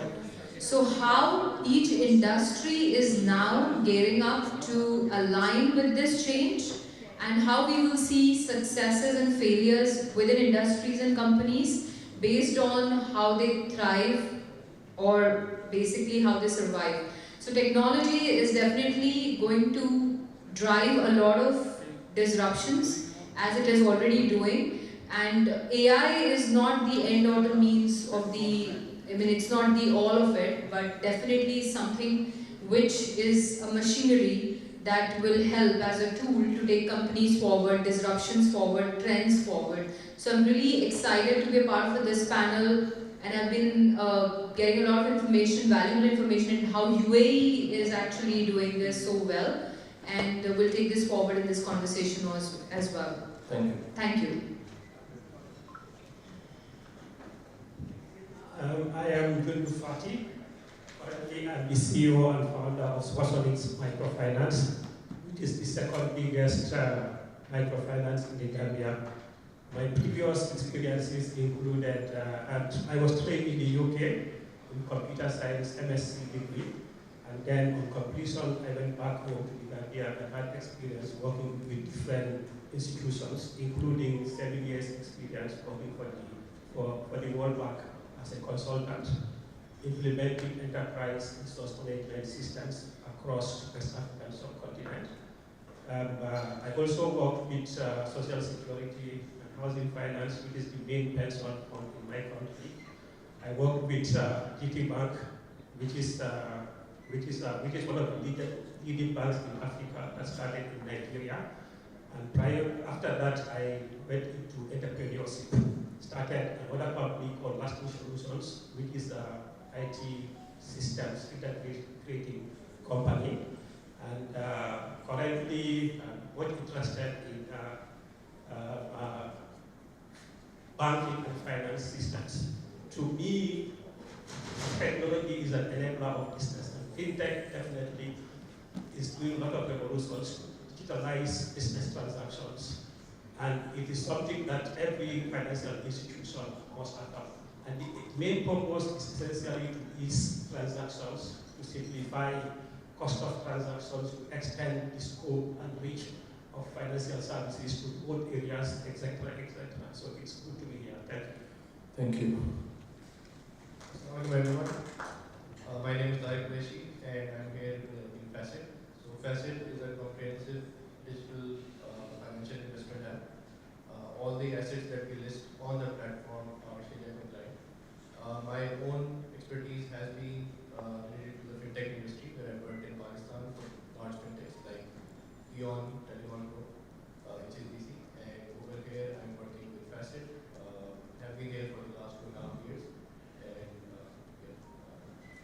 Thank you. Good afternoon. My name is Charles Joe, founder of Anything Bank Nigeria. It's a full digital bank service in Nigeria where we offer service for individuals, B2B, B2C. I mean, if you look at the companies in Africa, there's a large population of banks. So what we've done over the years is to build solutions that get financially included. So from mobile money to agency banking. So we connected primarily the old banks across Africa. So that gives you access to remittances across the continent. So what we do as a bank again, we also support startup in Nigeria to get them into market quickly. So we build APIs that enable them to have access to banking service. Unlike traditional banks, quite difficult accessing closing deals with them, take a lot of time in terms of partnership with big banks. So what we've done as a microfinance bank, not just a microfinance bank, also the fintech company, primarily first the fintech company before we got the banking license. So we also support other smaller banks to get into banking space very quickly, and that's what we've done over the years. And from today you can actually remit funds across the entire continent through our banks, provide service for bigger banks also in terms of remittance across African continent. We support trade finance and many more. So your idea for us is to get people financially included very quickly. And so we're taking back into the streets, the markets in Nigeria, so we're providing point-to-point terminals, for private banking, from the comfort of their home, apart from just having a mobile app. So we also look at people who don't have smartphones, provide them USSD services, SMS banking. So that way we can actually crack the market very quickly. So thank you very much. Thank you very much. Very interesting. Let me start with John as well. John, if you keep your mic. You know, in Africa, we have one of the major problems is access to finance and financial inclusion. I would like to ask, what do you, your company, the role they play to overcome this problem, the financial inclusion? And while you were introducing yourself, you mentioned that mobile money, something like that. So if you answer the role of your company or microfinance bank to overcome this issue that Africa actually facing now. Thank you very much.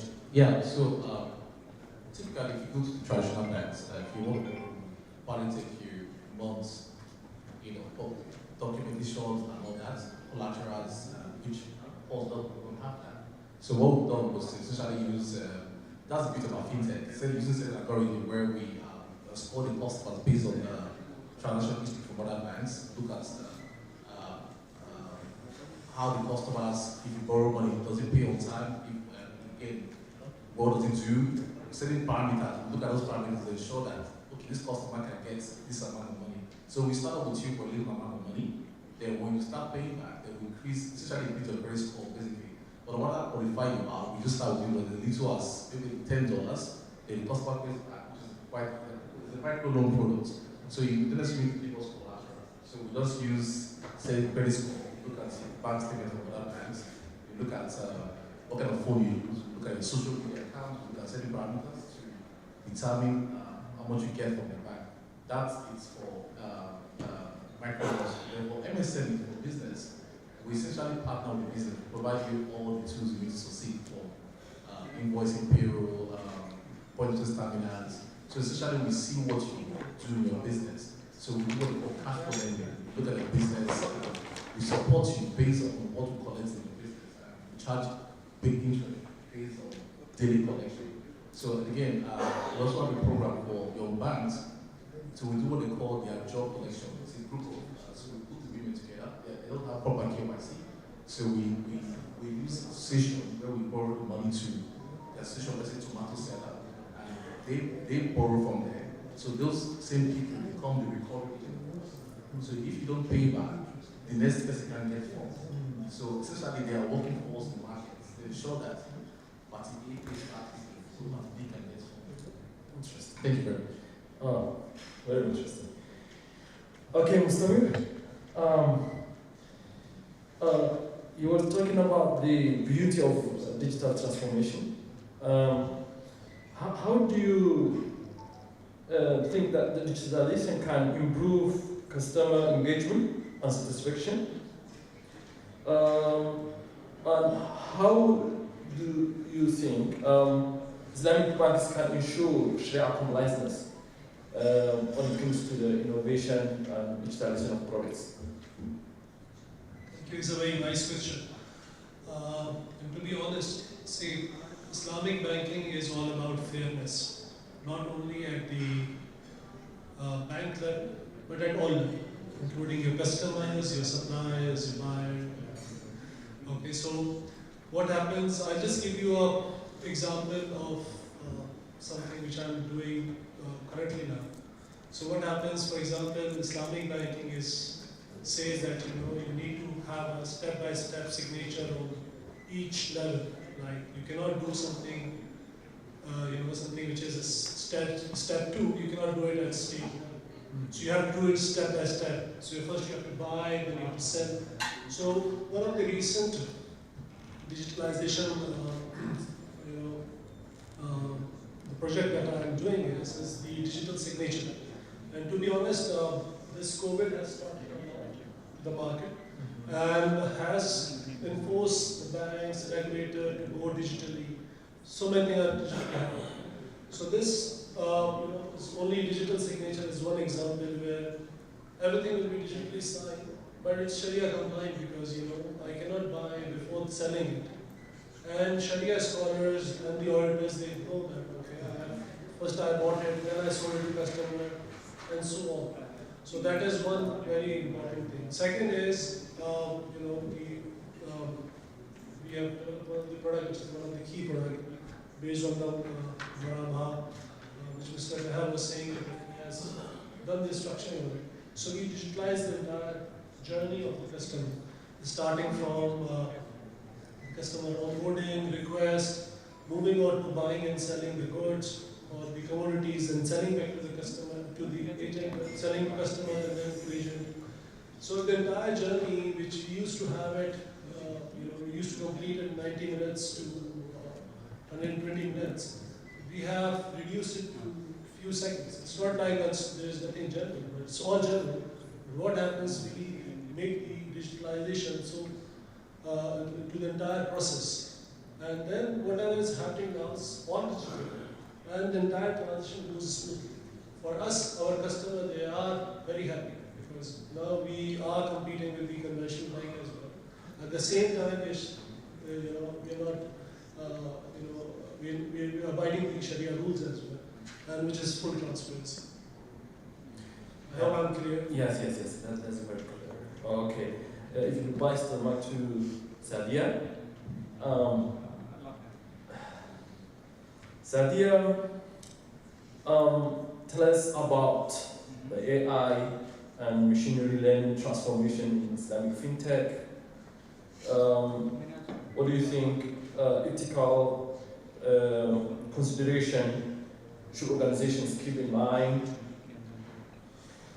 And I will ask both questions. And what are the key trends driving innovation in Islamic fintech? How do you see the biggest opportunities for the growth? Okay, so let me first start with the biggest trends in fintech or in Islamic fintech, which is technology basically is agnostic. So we can obviously see the changes that's happening in finance, fintech, and insurtech also been adapted by Islamic companies and Sharia compliant principles being applied to it. So digital transformation, the trends actually also form the buzzwords, which is like digital transformation. But at the core of it, what do you mean by digital transformation? It's basically innovation. Innovation in a way is not like you're starting something new, but you're filling a gap which even the customer didn't know exists. but then they get used to it so fast. So let me just give an example. For instance, we all were still, getting the transport by cabs and by public transport before. But as Kareem and as Uber came in the market, now we know better convenience. We know how easy it is to get a cab just by tapping 2-3 times on my phone, and how easy it is for me to transport myself from one place to the other. So that is convenience. Similarly, Netflix. We all had consumed content before that also. We were watching TV, we were watching videos. But what did Netflix actually bring as a digital transformation or a disruption? They gave us ad-free content at our time, at the real time when we want it, how much ever time we want to watch it, undisputed, uninterrupted. As a consumer, we didn't even know that this is something which we needed, but they showed us the way and they supplied it. So digital transformation is somewhere in this vicinity for each industry, and for fintech and Islamic fintech as well, where people will come to know about the convenience it can bring to you and the offers that it can bring to you in payments, for instance, in having your privacy, in security, and in bringing you products which you never even thought was possible. So that's where Islamic fintech is also heading. And cryptocurrency, Sharia compliant cryptocurrency is also in its very nascent stage. So as Mr. Mahir said in the earlier session that we are talking about AI, but AI is still very nascent. The application of AI is where all our software, insurtech companies or fintech companies are now taking the game forward. And if the bigger companies are not aligning with the trends, which is basically in keeping with all of these buzzwords or these trends, what will happen is what happened to Polaroid, who were like the masters in technology when it came to photography. But since they did not kind of kept up with the trend and the technology, they left and they were pushed by other companies like Sony at that time. So I think this is where we are headed with technology in terms of the trends that we're talking about. And to answer, AI is actually just a machine which is going to lead us to these changes.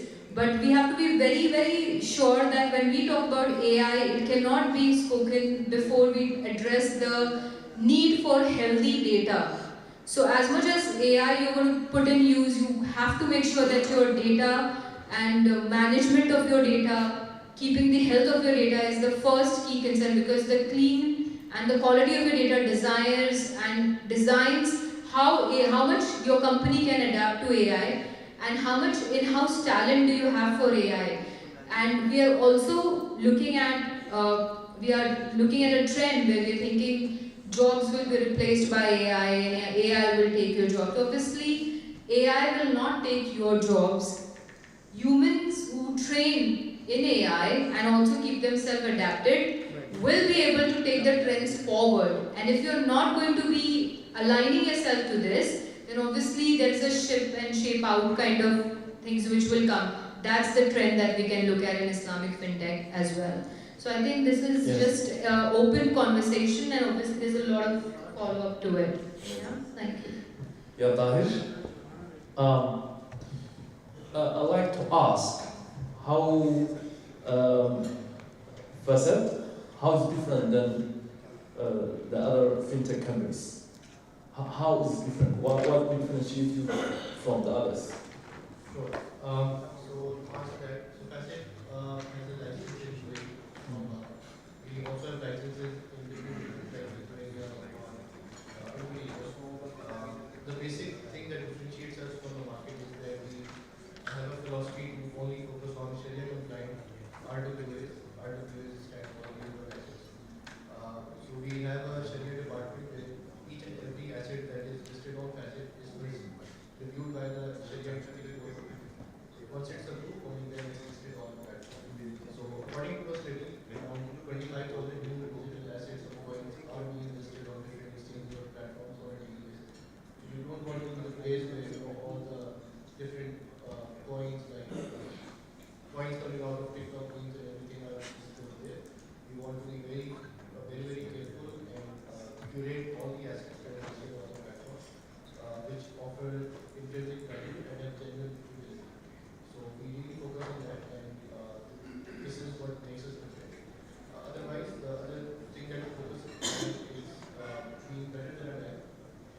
So we are a comprehensive digital financial investment app, but we want to be very different from a banking experience, but we provide the same kind of experience to the customer, but we better. So in terms of being customer centric, we have a very strong focus on that. We conduct usability on a daily basis. We ensure that all the flows that we have on the app are very customer centric. So it's not like a trading app like you see on different cryptocurrency platforms. We list cryptocurrencies, we have stocks, we have sports listing on our app, we have different stable currencies as well, we have cryptocurrencies. So it's a comprehensive app which provides different asset classes, but all of those are shared. Interesting.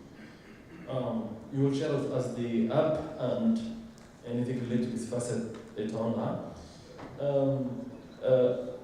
Mr. Jati,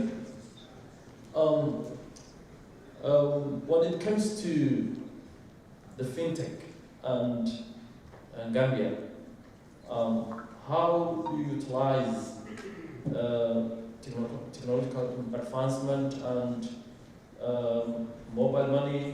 And the same question I've asked Brother John. How do you overcome the issue of financial inclusion and access to finance? Thank you.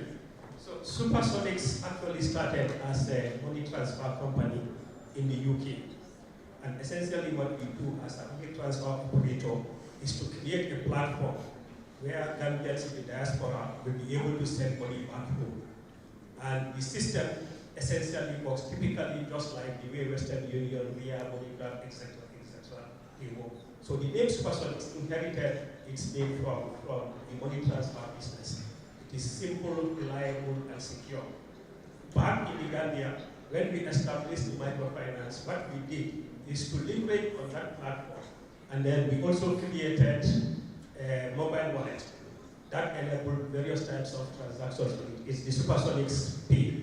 Essentially, what the Supersonics Pay enabled is to allow customers and even non-customers of the microfinance to do various types of transactions, including payment of bills, purchase of gas powered electricity using your mobile, paying gas, petrol stations, and various transactions at the supermarkets.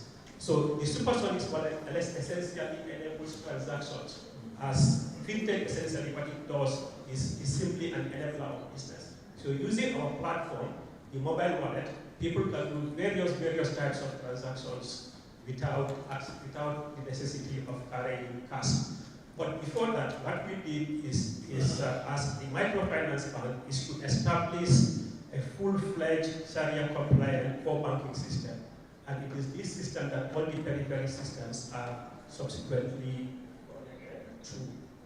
Apart from the mobile wallet, we also, the government of the Gambia, in partnership with Google, implemented what they call the Google Plus codes. In the Gambia, apart from Banjul, which is the capital, other places essentially do not have proper addresses. So the Google Plus code, what it does is to allow addressing of various households in the country. And the wallet now, together with the Google code, users are able to do online transactions. It actually encourages a lot of entrepreneurship development in the country because people can use their platforms, online platforms, to buy goods and to be delivered to their addresses. Also, in Gambia, about 75% of the population actually are unbanked. So what the mobile wallet and the technology fintech solutions we have deployed, what it enabled is actually to expand banking services beyond the urban area, including the provincial areas. Because now we have a wide network of agents in the country, people can have access to various banking services in a way that was unimaginable previously. I now call Mrs. Marcel Velez to take questions from the audience, and also she will do the conclusion and remarks. Please come, Mrs.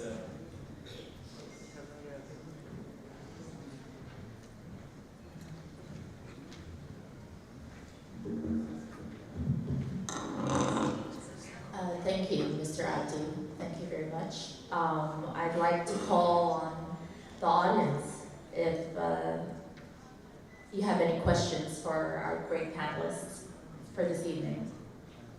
Any questions?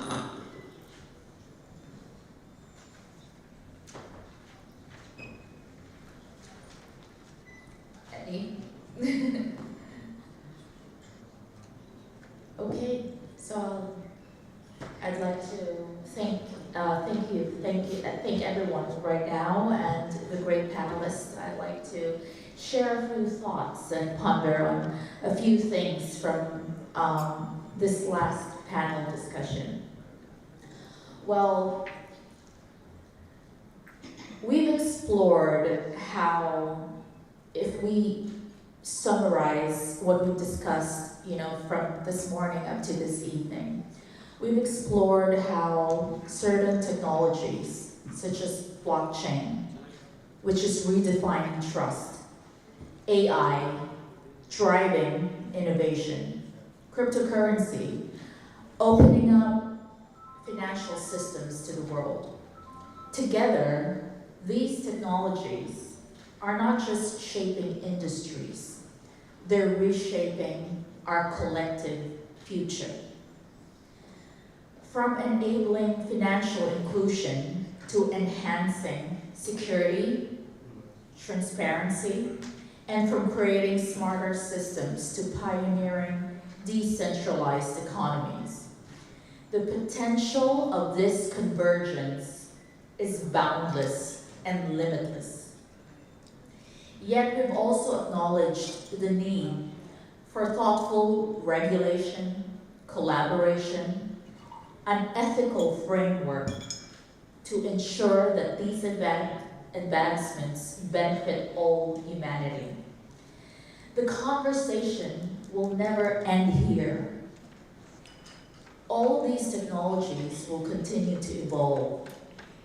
So must our understanding, strategies, and actions. I encourage each one of you today to take in what you've learned, continue exploring, and find ways to contribute to this incredible technological transformation.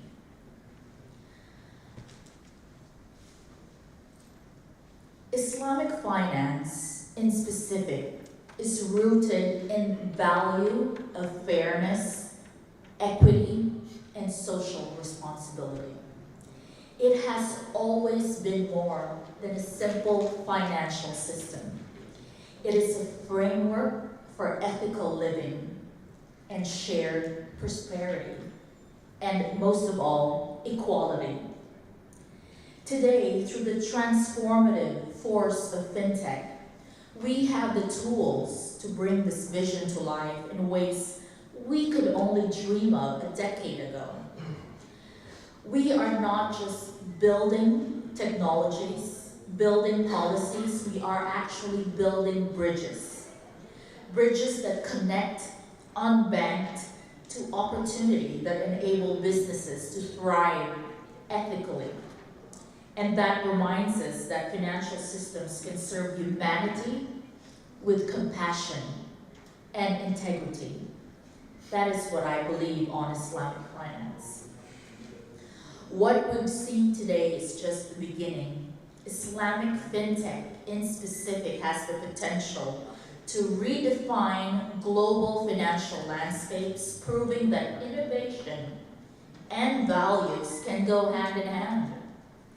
But this journey requires all of us, entrepreneurs, regulators, technologists, advocates, to work together with a shared purpose.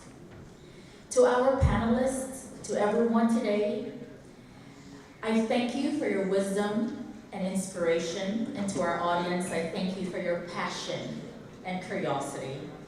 Let us leave here with a renewed commitment to building a financial ecosystem committed to strengthen communities and reflect the best of what we can achieve when guided by principles of justice and inclusion. Thank you very much and have a pleasant evening to you all. Thank you.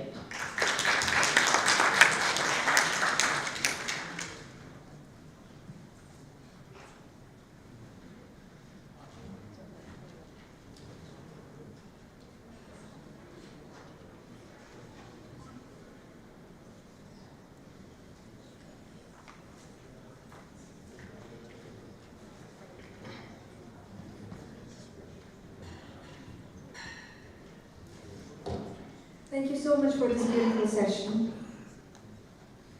I would like to request the chairperson for the session, Ms. Marcel Veles, CEO of Sky Reliance UAE, to please be on stage so that we can facilitate the panel.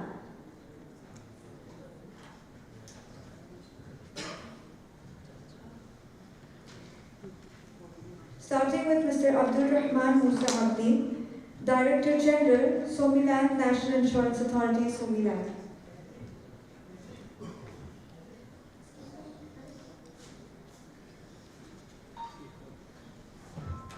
Thank you so much for your contribution today, sir. It is a pleasure having you on board.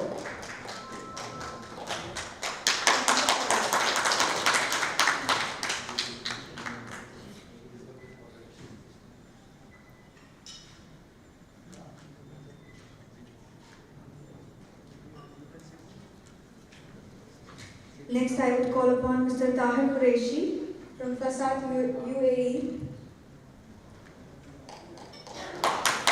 Thank you so much, sir, for your contribution today and joining the panel discussion.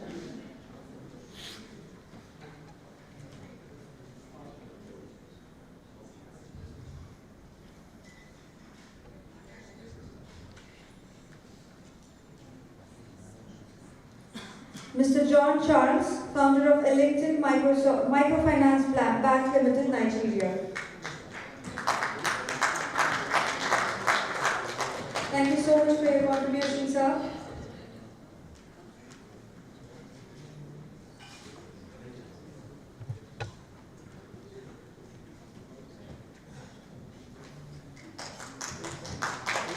Next, I will call upon Ms. Sadia Noori, ex-head of marketing, Salama, UAE.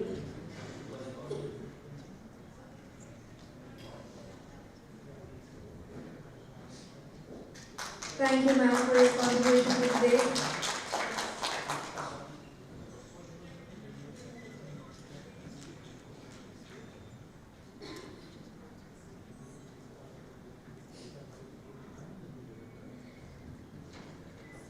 Next is Mr. Mustamir Etisham Siddiqui, Head of Product Development, Sharjah Islamic Bank.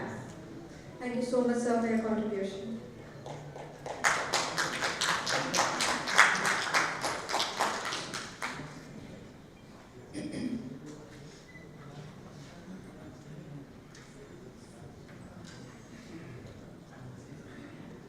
Mr. Nuntu Fati, CEO, Managing Director, Supersonics Financial, the Gambia.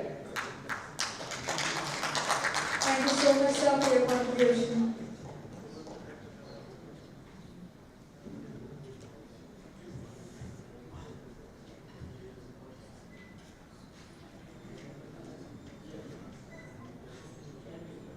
I would request all the panelists to please step down and have a group photo with our Managing Director, Mr. Mohammed Zubair.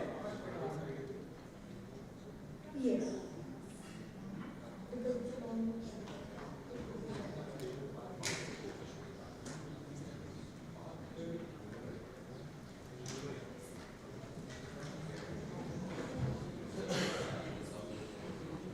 Meanwhile, we will be starting our award session soon.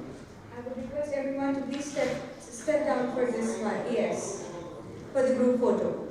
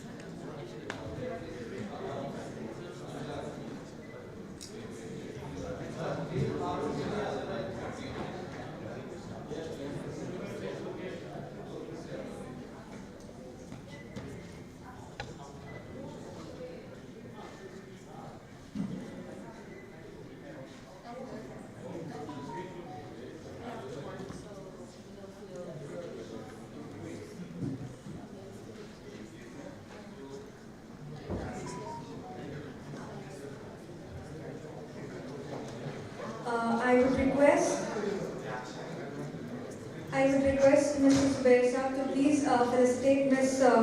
Marcel Velez.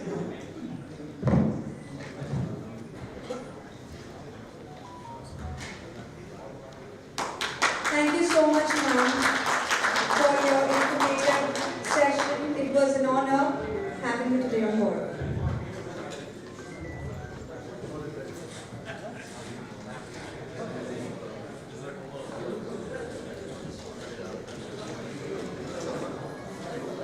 Thank you so much, ladies and gentlemen.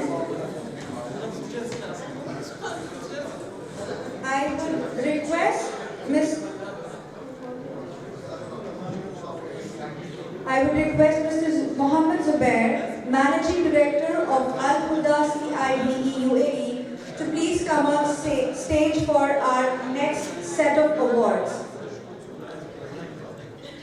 Mr. Mohammed Zubair, ladies and gentlemen, please a round of applause for our Managing Director, Mr. Mohammed Zubair, alhudacibepk UAE. Thank you so much for joining us, sir. Please come on stage.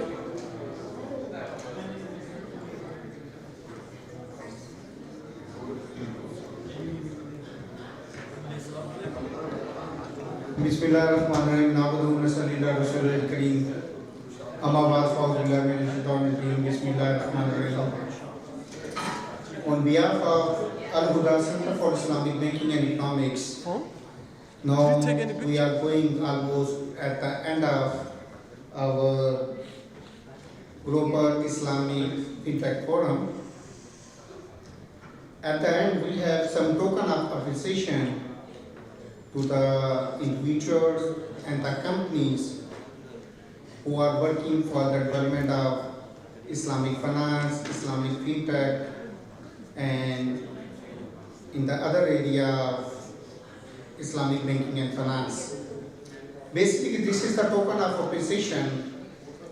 In the morning, as I mentioned, that Islamic fintech is the emerging industry.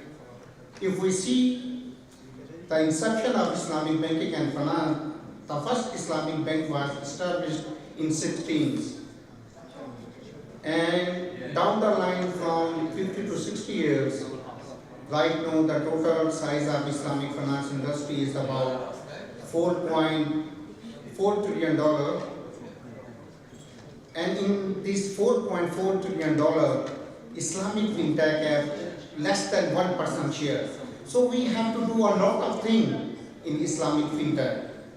And I believe that in next 5 to 7 years, the share of Islamic fintech within Islamic banking and finance industry will increase at least 7 to 8% of the, excuse me sir,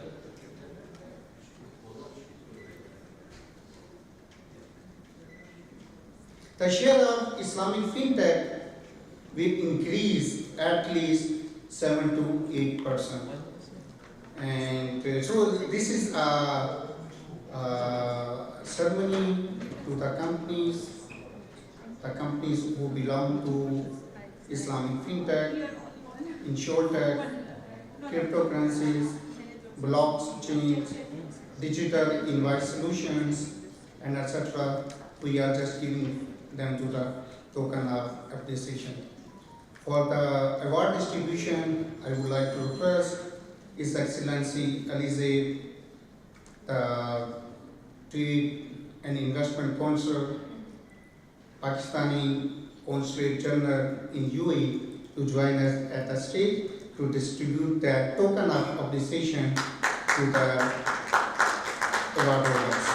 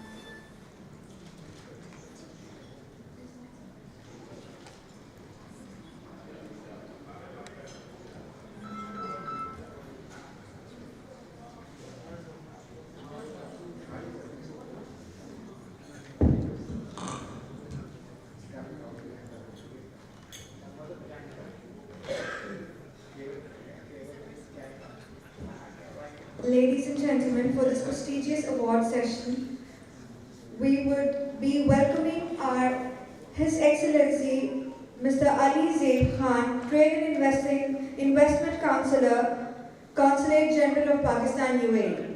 And with him will be Mr. Mohammed Zubair, Managing Director of alhudacibepk. Please give them a big round of applause, ladies and gentlemen.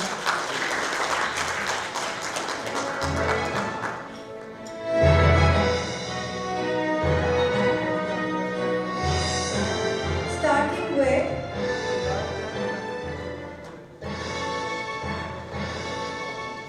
as we gather here today, we witness the dawn of a new era in Islamic finance.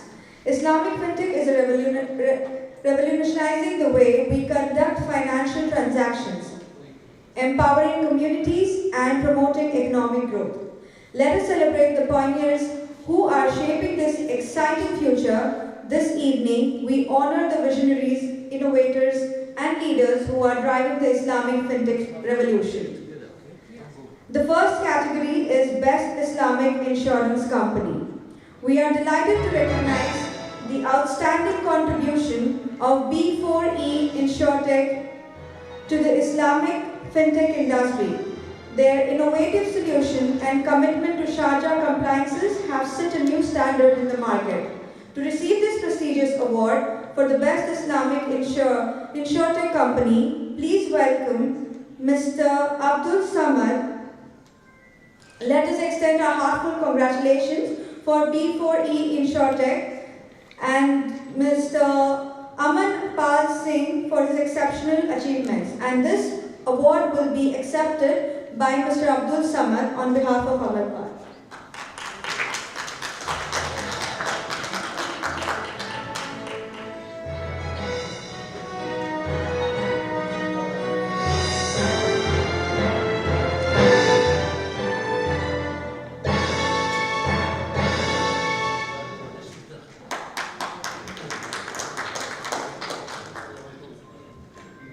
Next in the category is the Best Islamic Financial Product Innovation. We are delighted to recognize Mashrif Advisory for the groundbreaking innovation in Islamic finance. Their specific innovation, for example, Sharia-compliant investment product, has significantly impacted the industry. To receive this prestigious award for Best Islamic Financial Product Innovation, please welcome Mr. Khairul Anwar to the stage.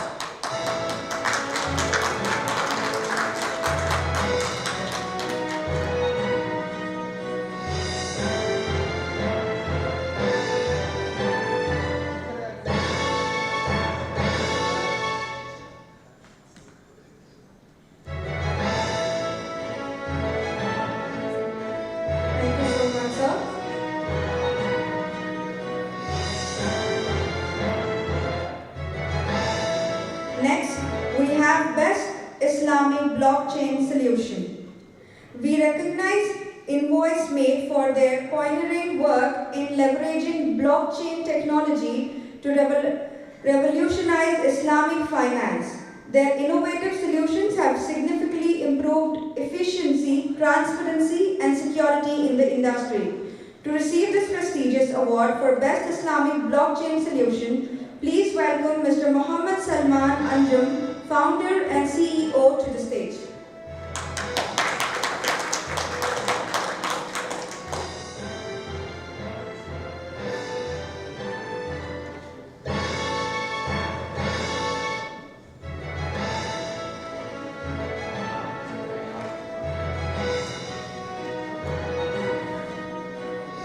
Next in the category, we have Best Islamic Investment Platform. We recognize Iman Group Limited for their outstanding contribution to Islamic finance through their innovative investment platform.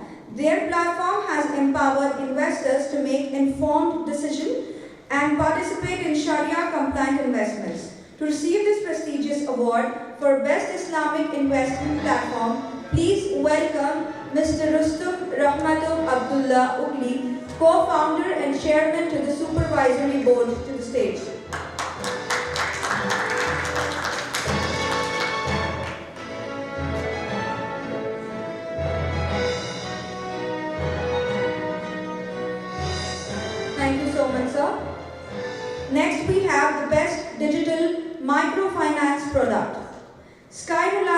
recognized for its pioneer efforts in digital microfinance. Their innovative solutions have empowered countless individuals and businesses, promoting financial inclusions and economic growth.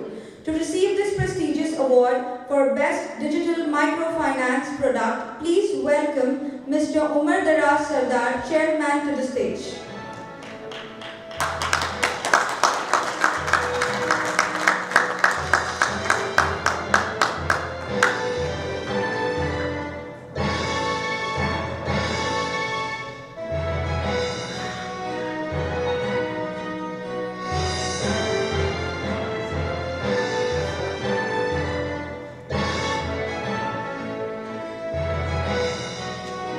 Thank you so much, sir. Next we have Global Financial Inclusion Award. Skylines is honored for their significant contribution to financial inclusions, particularly in undeserved communities. Their innovative solutions have empowered countless individuals and businesses. To receive this prestigious Global Financial Inclusive Award, please welcome Ms. Marichu Wellis, partner and founder, to the stage.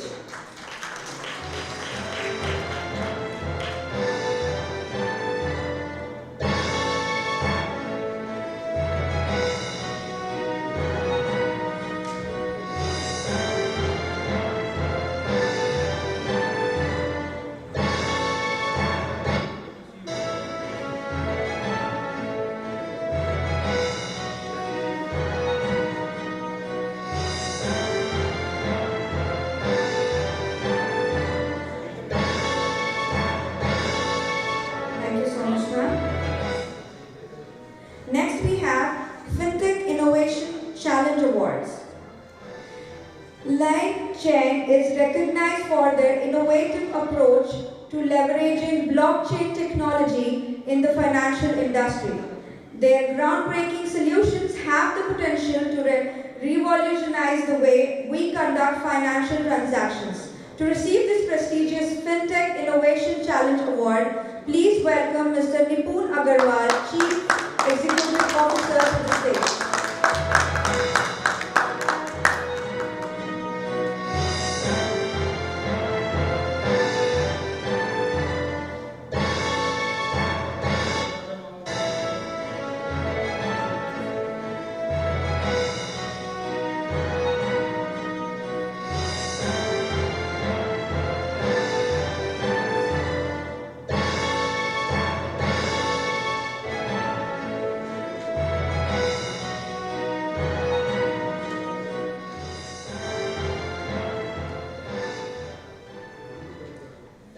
Next, we have the Best Islamic FinTech Startup. Facet is recognized as a trailblazer in the Islamic FinTech industry. Their innovative solutions and commitment to Sharia compliances have positioned them as a leading startup. To receive this prestigious award for Best Islamic FinTech Startup, please welcome Mr. Tahir Qureshi, Senior Product Director, to the stage.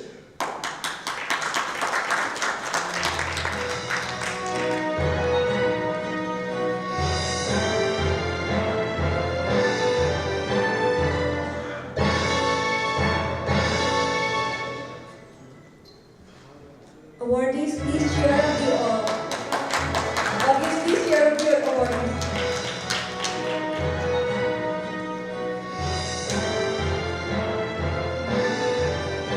Next, we have Best Islamic FinTech for Islamic Inclusion. Wafi SAS is recognized for its outstanding contributions to financial inclusion through innovative Islamic FinTech solutions. Their commitment to making financial services accessible to all has had a significant impact. To receive this prestigious award for Best Islamic FinTech for Islamic Inclusion, please welcome Mr. Abdul Qadir Muhammad Tijama, General Manager, to the stage.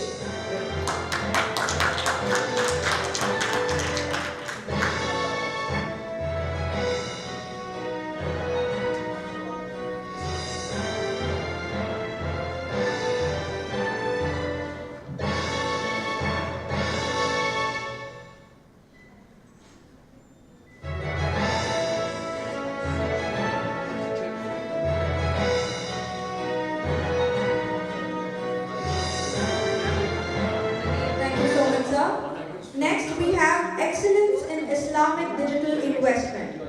Taqwa Invest is recognized for its outstanding contributions to Islamic digital investment.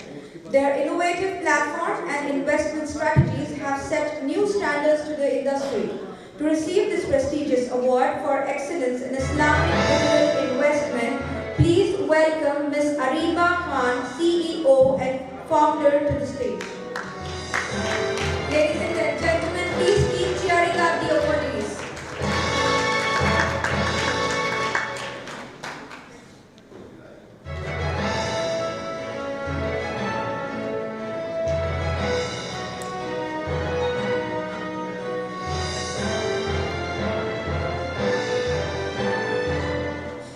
Thank you so much, ma'am. Next is Emerging FinTech Organization for Corporates.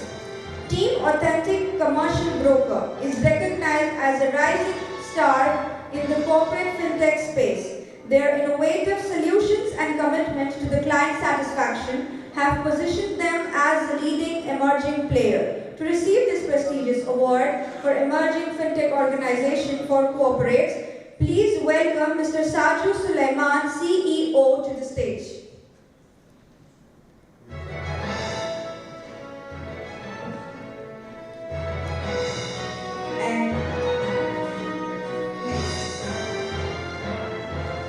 Next, we do have excellence in strategic investment and partnership approach. Global Sapphire is recognized for their strategic vision and successful partnership. Their commitment to innovative investments and collaborations have significantly impacted the Islamic finance industry. To receive this prestigious award for excellence in strategic investment and partnership approach, please welcome Mr. Yahya Khan as Assistant Manager to the stage. Mr. Yahya.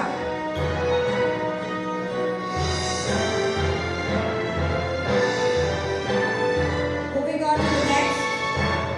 Leadership in Sharia Compliant Financial Services. Salama Islamic Insurance is honored for its exemplary leadership in providing Sharia-compliant financial services. Their commitment to ethical principles and customer satisfaction has set a high standard for the industry. To receive this prestigious award for leadership in Sharia-compliant financial services, please welcome Rakesh Sudhakaran, Chief Commercial Officer, to the stage.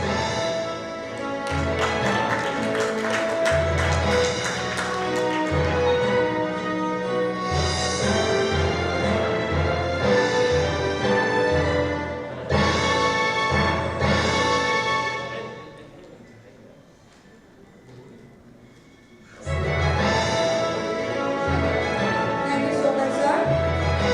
Moving on to the next. Leading fintech platform for forex trading. Wave One Capital is recognized for its innovative and user-friendly platform for forex trading.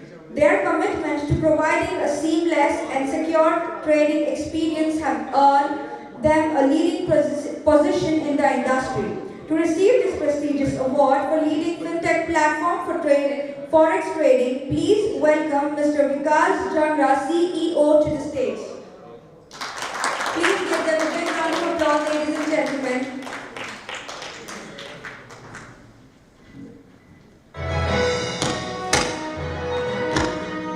Leading fintech platform for the forex trading, Wave One Capital. Congratulations, sir.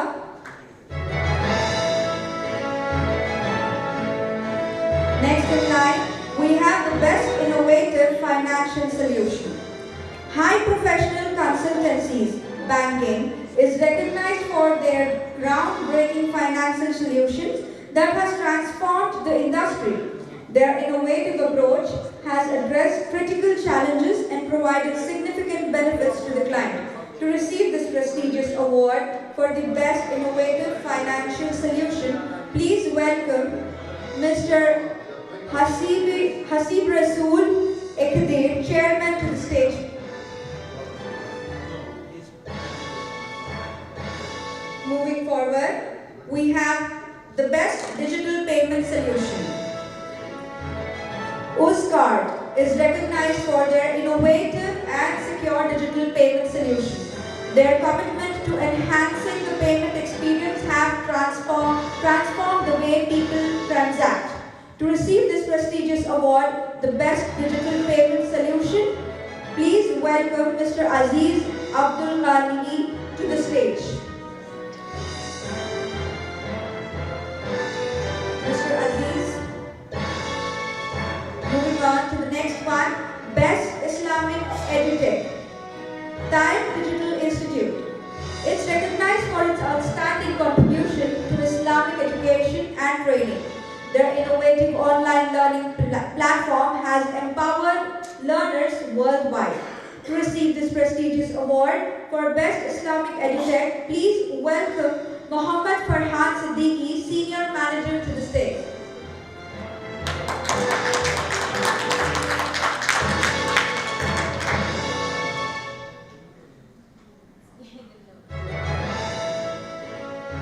Best Islamic EduTech, Time Digital Institute.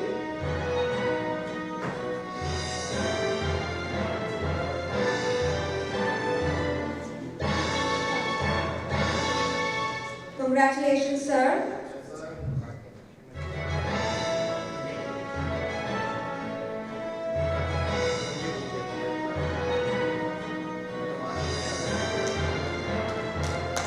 Well, moving on.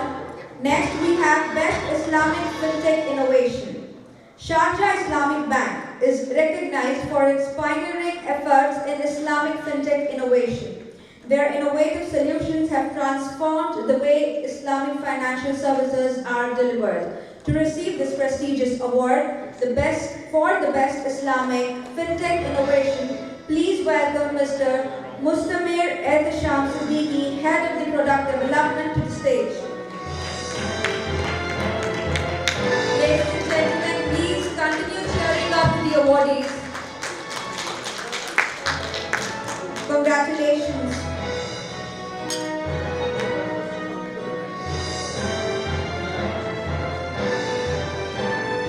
Thank you so much, sir. Moving on next, we have Best Islamic FinTech in Africa. Supersonics Financial. It is recognized for their significant contribution to the growth of Islamic FinTech in Africa.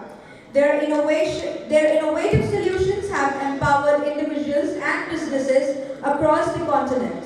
To receive this prestigious award for Best Islamic FinTech in Africa, please welcome Mr. Nujdu Fati, CEO, to the stage. Ladies and gentlemen, please give them a big round of applause and keep cheering to the awardees.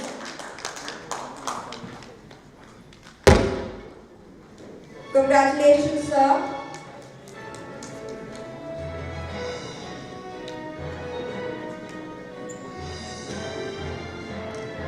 Next in line, we have the visionary leader in Islamic banking and finance.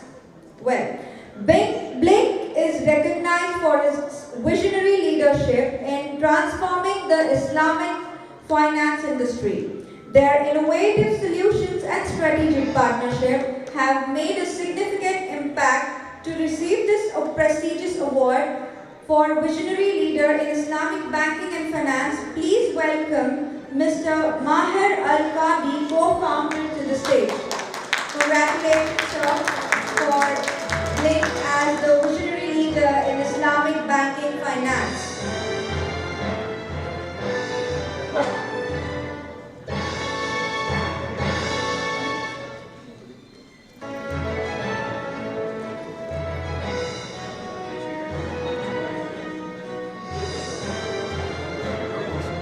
Thank you so much, sir. Moving forward, next we have Best Islamic Digital Solution Provider. Tontine Trust Retirement Technologies Limited. This is recognized for their cutting-edge digital solutions that have revolutionized the retirement planning industry. Their innovative approach has made retirement planning more accessible and efficient.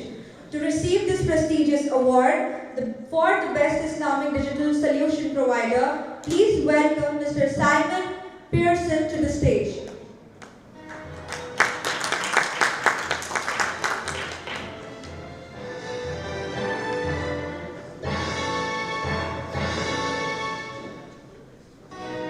Congratulations, sir.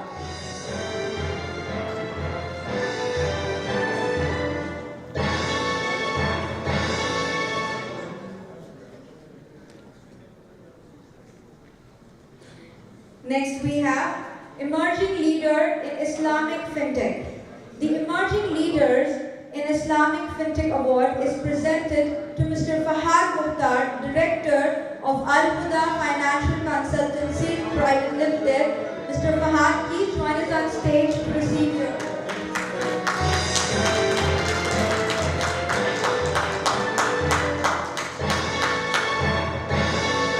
Ladies and gentlemen, please cheer up to the awardee. Congratulations, Mr. Fahad.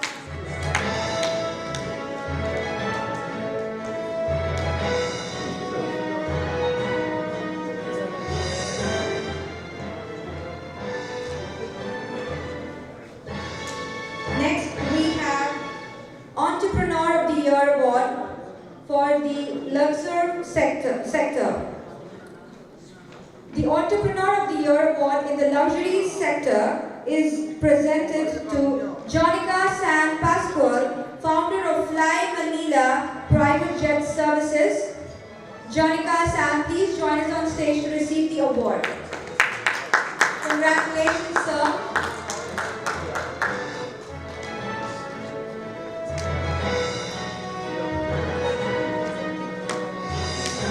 A hearty congratulations to Ms. Jonica San Pascual.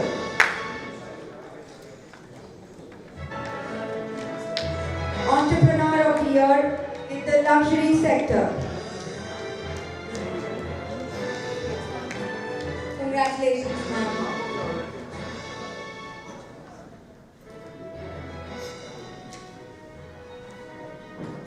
Next, the last one, we have Emerging Leader in Islamic Banking and Finance. The Emerging Leader in Islamic Banking and Finance Award is presented to Mr. Abdul Wahid Shah Kotia, Managing Director of Kotia Shipping, UAE. Mr. Wahid, please join us on stage to receive this award.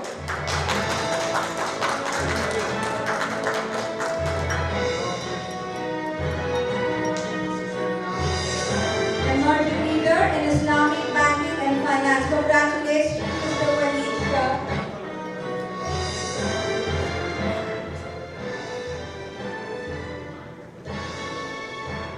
As we come to an end of this set of awards,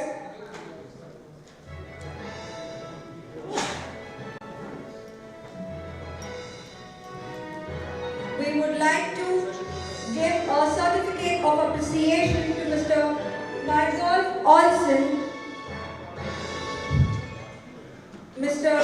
Mardolf Olsen for acknowledging their achievement and contribution and sharing their expertise in global Islamic FinTech. Congratulations, sir.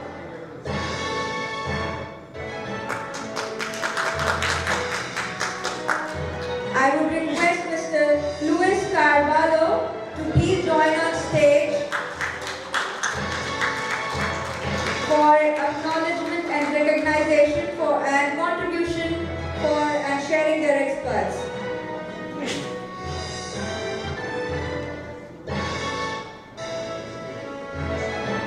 Congratulations, sir.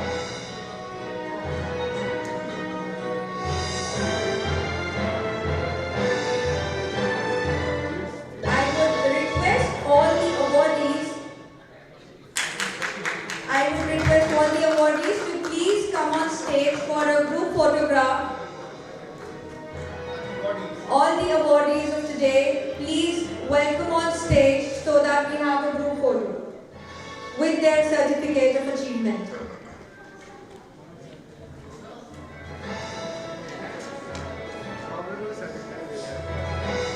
Thank you so much, ladies and gentlemen, for being a part of this show today.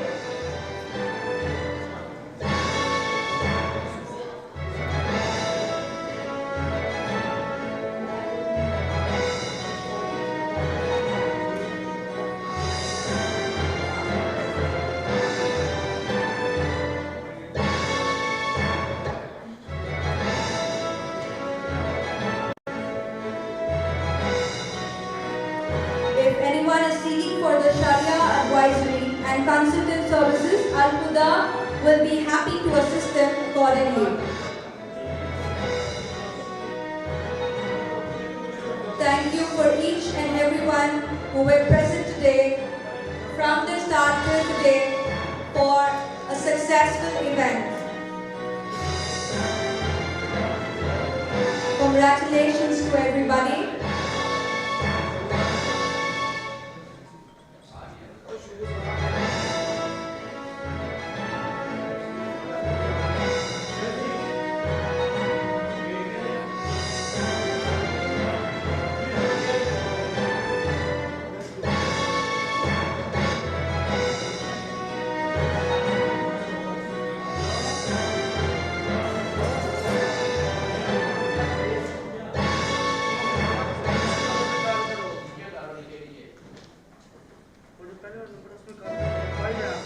It is better that we hold the certificates in front.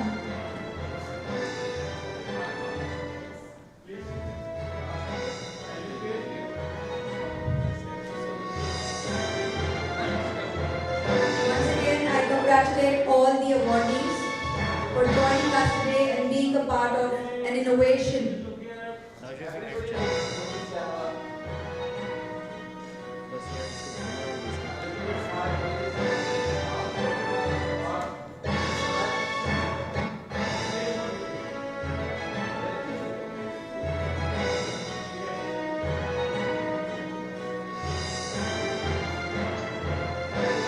Congratulations, everybody.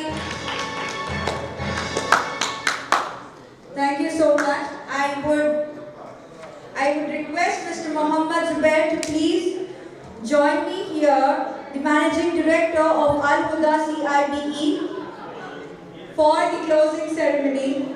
Mr. Mohammad Zubair.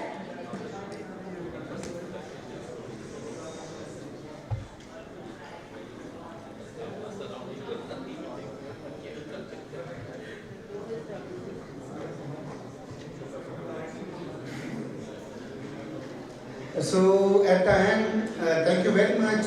I would like to thank to all the participants to join us in this Global Islamic FinTech Forum. At the end, I would like to announce that we will organize our second forum in May 2025 again in UAE. But for 2025, Al-Huda Center for Islamic Banking and Economics have an annual calendar where we will have the similar events in around 42 countries. So you are requested to visit our website and see our activities, that what event do we have in this in the next year. So at the end, I would like to appreciate my colleague Shazma. Please come on the stage and receive your certificate. The organizer of this event, Ms. Shazma, please join and take their token of appreciation. Okay, yeah. Shazma. And I would like to invite Ms. Shala to take the certificate from His Excellency Alize for organizing this webinar.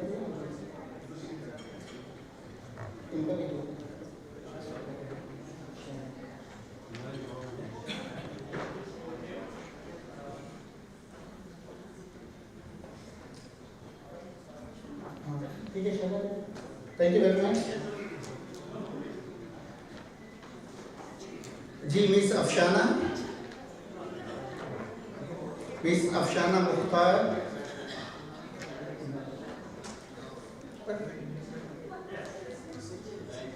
Thank you, Shazma, please.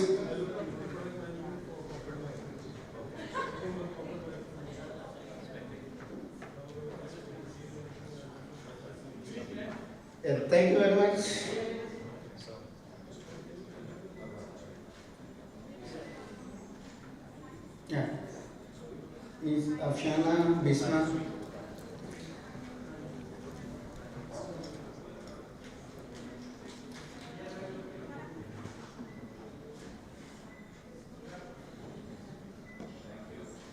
They are the team of Alhuda Financial, which is associated company with Alhuda side, but they have helped out us for organizing this event. Yes, Bisma.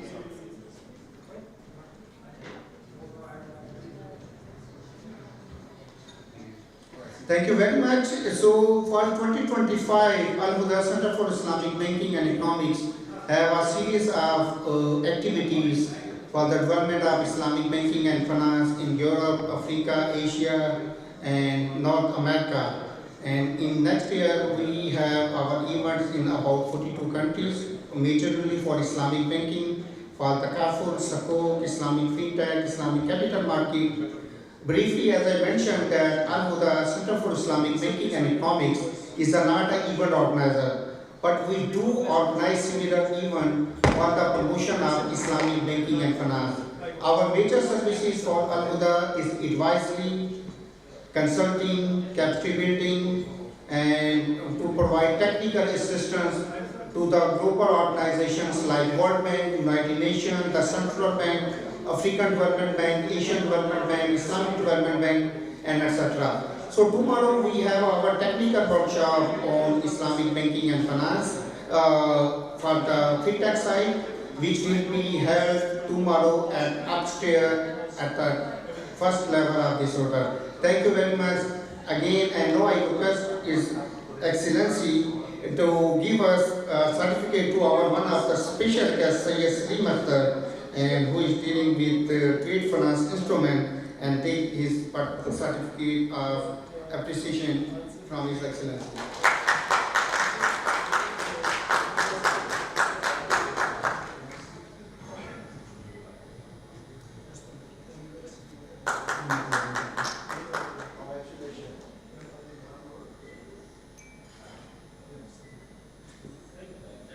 Before I hand over this podium to His Excellency Alize, I would like to thank to the Master of Ceremony as well. She did a very good job to manage this event for the day. Please hand of applause for her as well. Thank you very much. So now I will request to His Excellency Alize for the final word and conclude today's forum. And after this forum, we have our tea and coffee break and networking break outside, and then we will go to our places, hotels, or our homes. Thank you very much once again. Yes.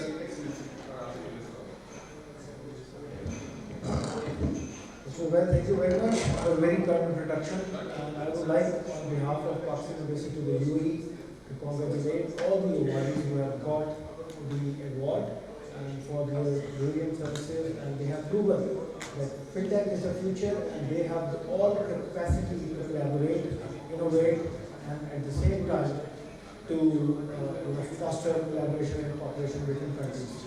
So FinTech is absolutely a future, and I would request all the investors, industry leaders to take maximum advantage of this product, and to ensure that FinTech is going to benefit not only individuals, not only companies, but also many countries across the world. Thank you very much. Enjoy your evening. I will not take much of your time because I had a detailed, comprehensive speech in the morning. So I will just simply say, have a good evening and enjoy your evening. Thank you very much.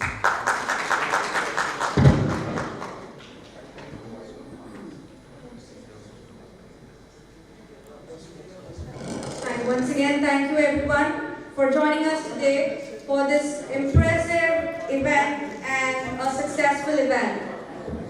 I would request everybody to have your snacks, and please do give a bite about the experience of today's event before signing off.